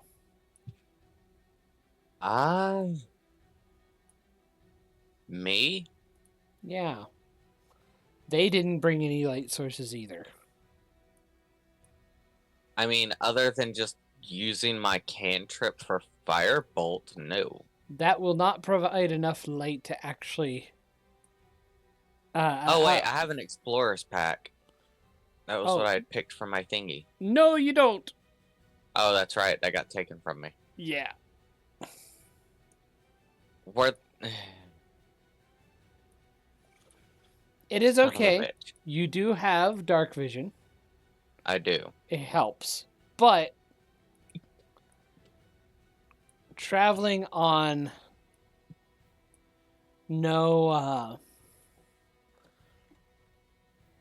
traveling on little light does provide a problem.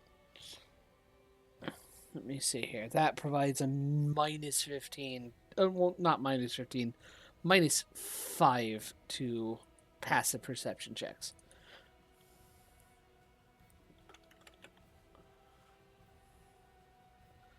Do do do do do do do do do do do do do do do do.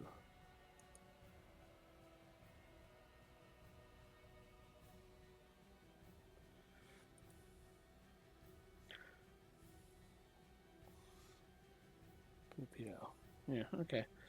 Um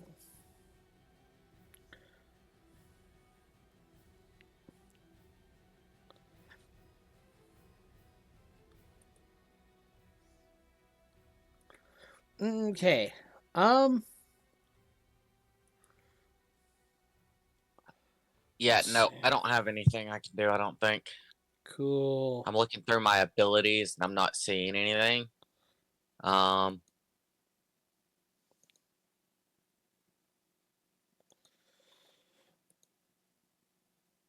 Okay. I'm a good crafter. I have the crafting background with specifically smithing tools. Mm-hmm. So I mean, there's that, but it's not gonna help me make a damn fire if I don't have anything to Yeah. burn. Now, granted, making a fire is not that much of a problem in the Underdark. In fact, sometimes making the fire is the worst thing to do. But no light means it's harder to detect things that might be there. Eldith does suggest that before we look through the shelter that they actually look around to try and check for things. So I will I'm gonna give bring it. active perception checks for you guys.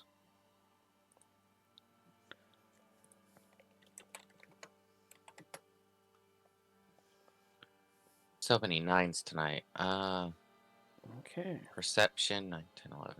That's lower than my passive, so. Mm. What's the total? 12. It is just under my passive. No, it isn't, because for this particular one, your passive is actually minus 5 due to the dim light. Oh yeah. Due to being in dim light.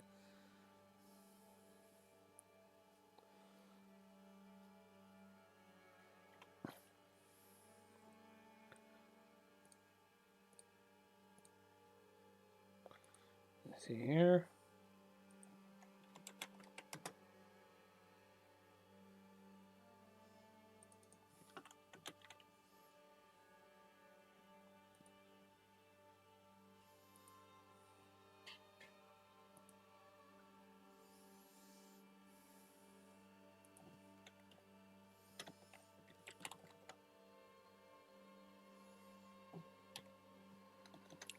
Yeah, I hate it when I do this.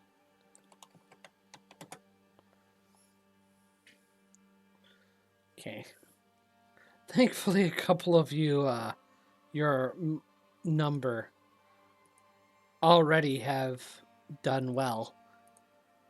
So, a number of them draw their weapons and kind of point to a formation of rock.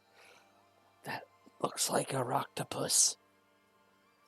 We might want to deal with that before it tries to ambush us.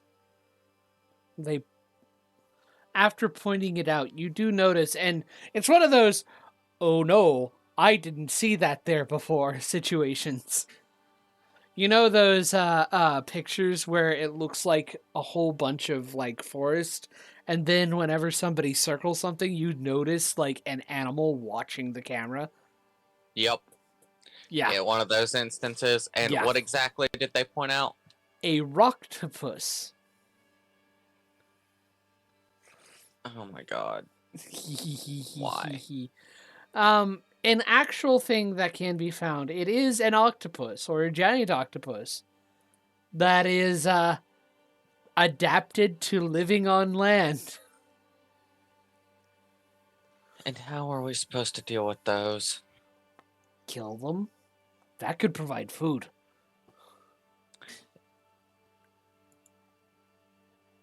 I'm tired. Let's try to make this quick. So roll for initiative.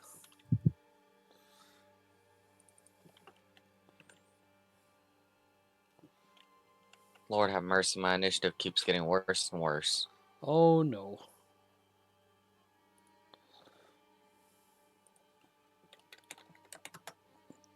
Unless we get advantage somehow, that's what I wrote.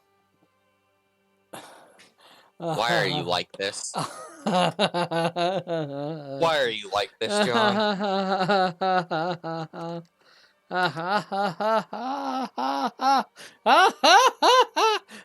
They go Alright. after you. Yeah, I wouldn't be surprised. Also, if Okay. I'm supposed to be on a different map, I have not been moved. I apologize. Let me move you. There you go. You get to see it now. Yep, there it is. And yep, there I am. 5, 10. It crawls Oh, along the I'm not wall. in the initiative. Oh, you should. Oh, yeah, you should be. Well, I'm you are, but you aren't. the only one in the initiative is the boss. Or the I rocket hate bus. how they do this. I absolutely There we hate go. it. Because, like, I see you in the initiative, but it only shows initiative for everything. You just see the initiative for the page you're on. Yeah. Okay, It's just stupid. It's just yeah, stupid. as this thing runs at me, I'm gonna spend 2 points for repulsion to try and push it away from me. Okay. Needs to make a strength save. Yep, strength save. 18. It saves. It is going to attack Bupido. Poor Bupido. It hits Ooh. Bupido. That's gonna hurt.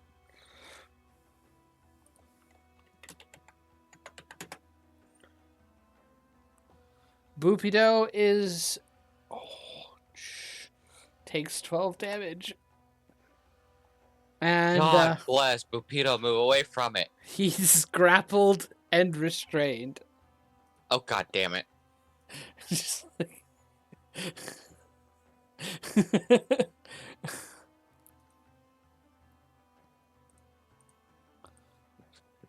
Son watches this. Don't think Bupido's gonna survive this one. He instantly is like, "Ah!" All right, it's your turn.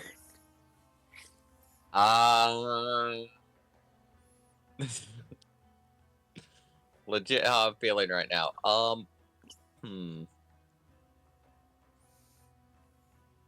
It's not what I wanted to see.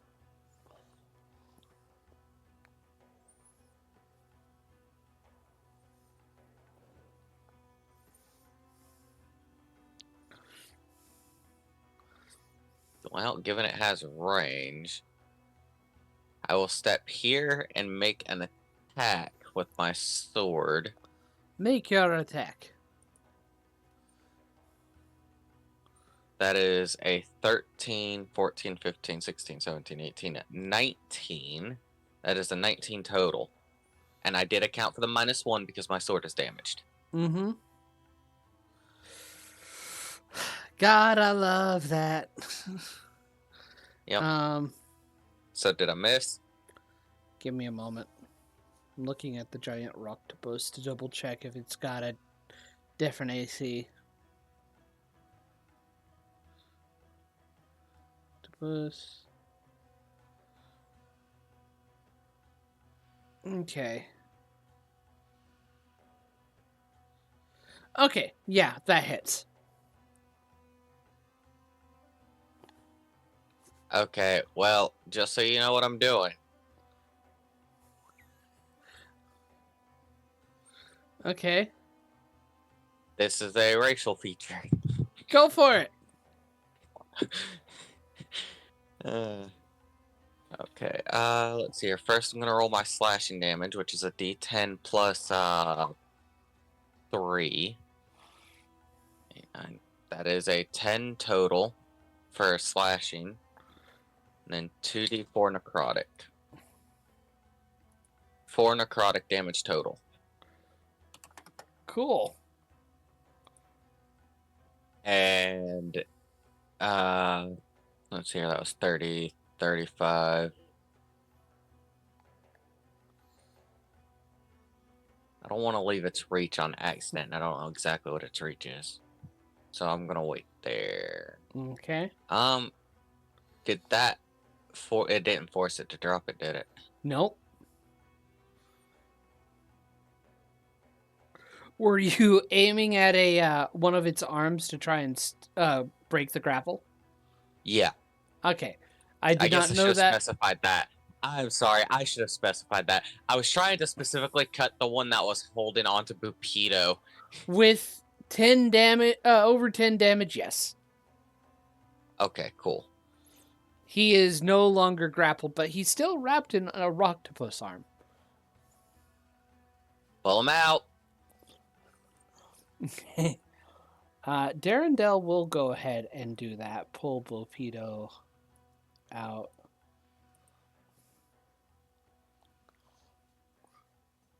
And then he will 5, 10, 15, 25, 30. He will start attacking.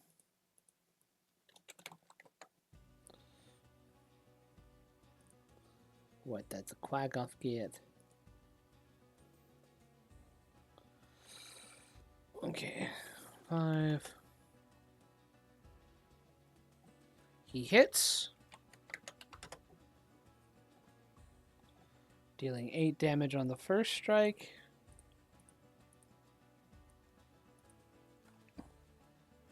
$23.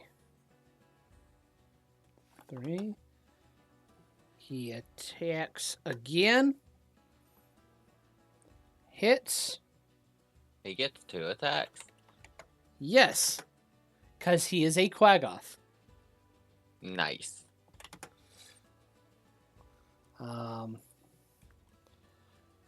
Eldith jumps in.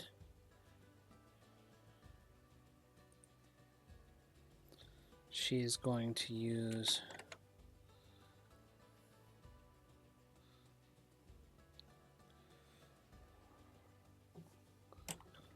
She's using her Warhammer.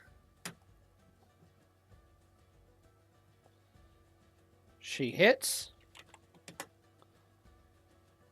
Does 4 damage to it. Gem Jar is going to 5, 10, 15. Get in this corner and shoot at it with a hand crossbow.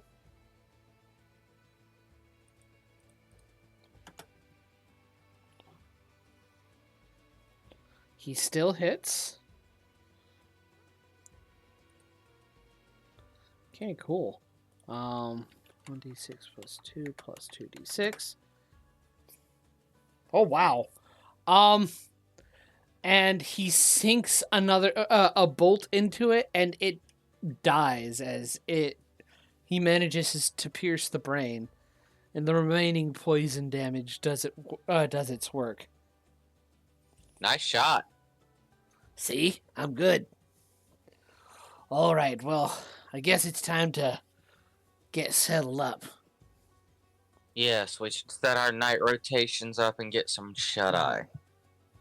Okay. Congratulations, you get a long rest. I'm going to say with the Roctopus being a large creature, if you find a way to cook it, which you probably could do with just firebolting it until the food is cooked, it will last. It will last you for the next day. Yeah, I'd say I'd just sit there, firebolt, firebolt, firebolt, firebolt, just slowly cooking the whole thing. In fact, I'm going Does to no one say else have fire magic? No, nobody else has magic. Or Oh my god. nobody else has fire magic specifically. Yeah, I specified fire for a reason. I figured there's the mage hiding amongst us. I just don't know who it is yet. Yeah, none of them are mages. Yeah, that sounds about right. Everyone, run in and mob them, son. Or, while we're still struggling to deal with this bull crap, I shoot it with lightning.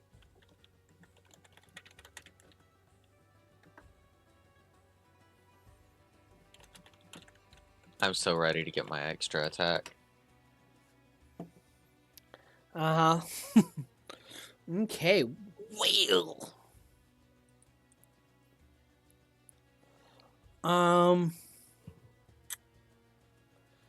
Yeah.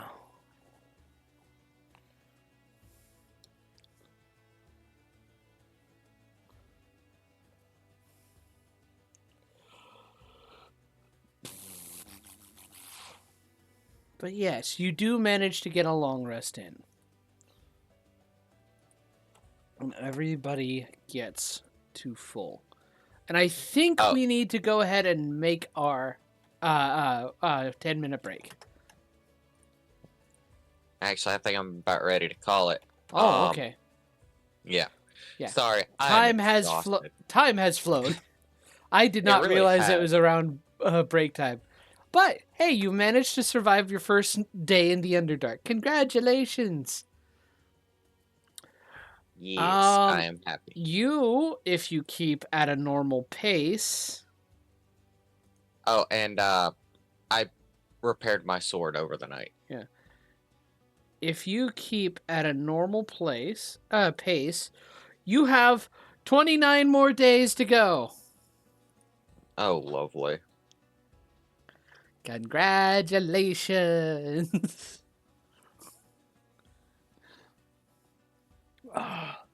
And by the way, not every day. You won't get an encounter every day. Just to let you know. Yeah, that's fair. That might have been a tad annoying. Out of 49 days of travel, you got 32 encounters. Huh. That's actually a pretty decent spread. Yeah. And they're not always going to be combat encounters, too. So, like, out of the encounters that I gave you,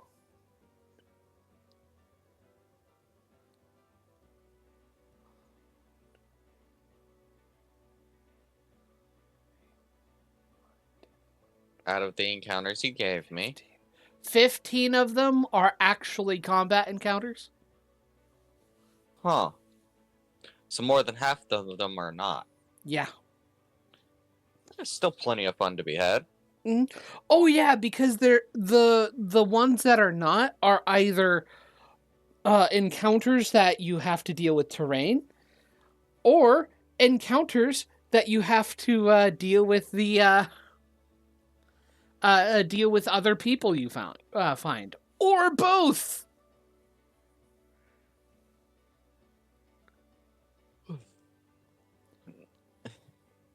Jesus Christ. This is gonna be so much fun, but such a pain in the ass. Oh my god. But it was so much fun to set this up. So the way it works is you roll a d20 to see if there's an encounter. And there are 3 types of encounters you can come across in this. Uh-huh. No encounter at all. Or if you get an encounter, there are 3 types, actually. Correction. An encounter with just the terrain, an encounter with creatures, or both.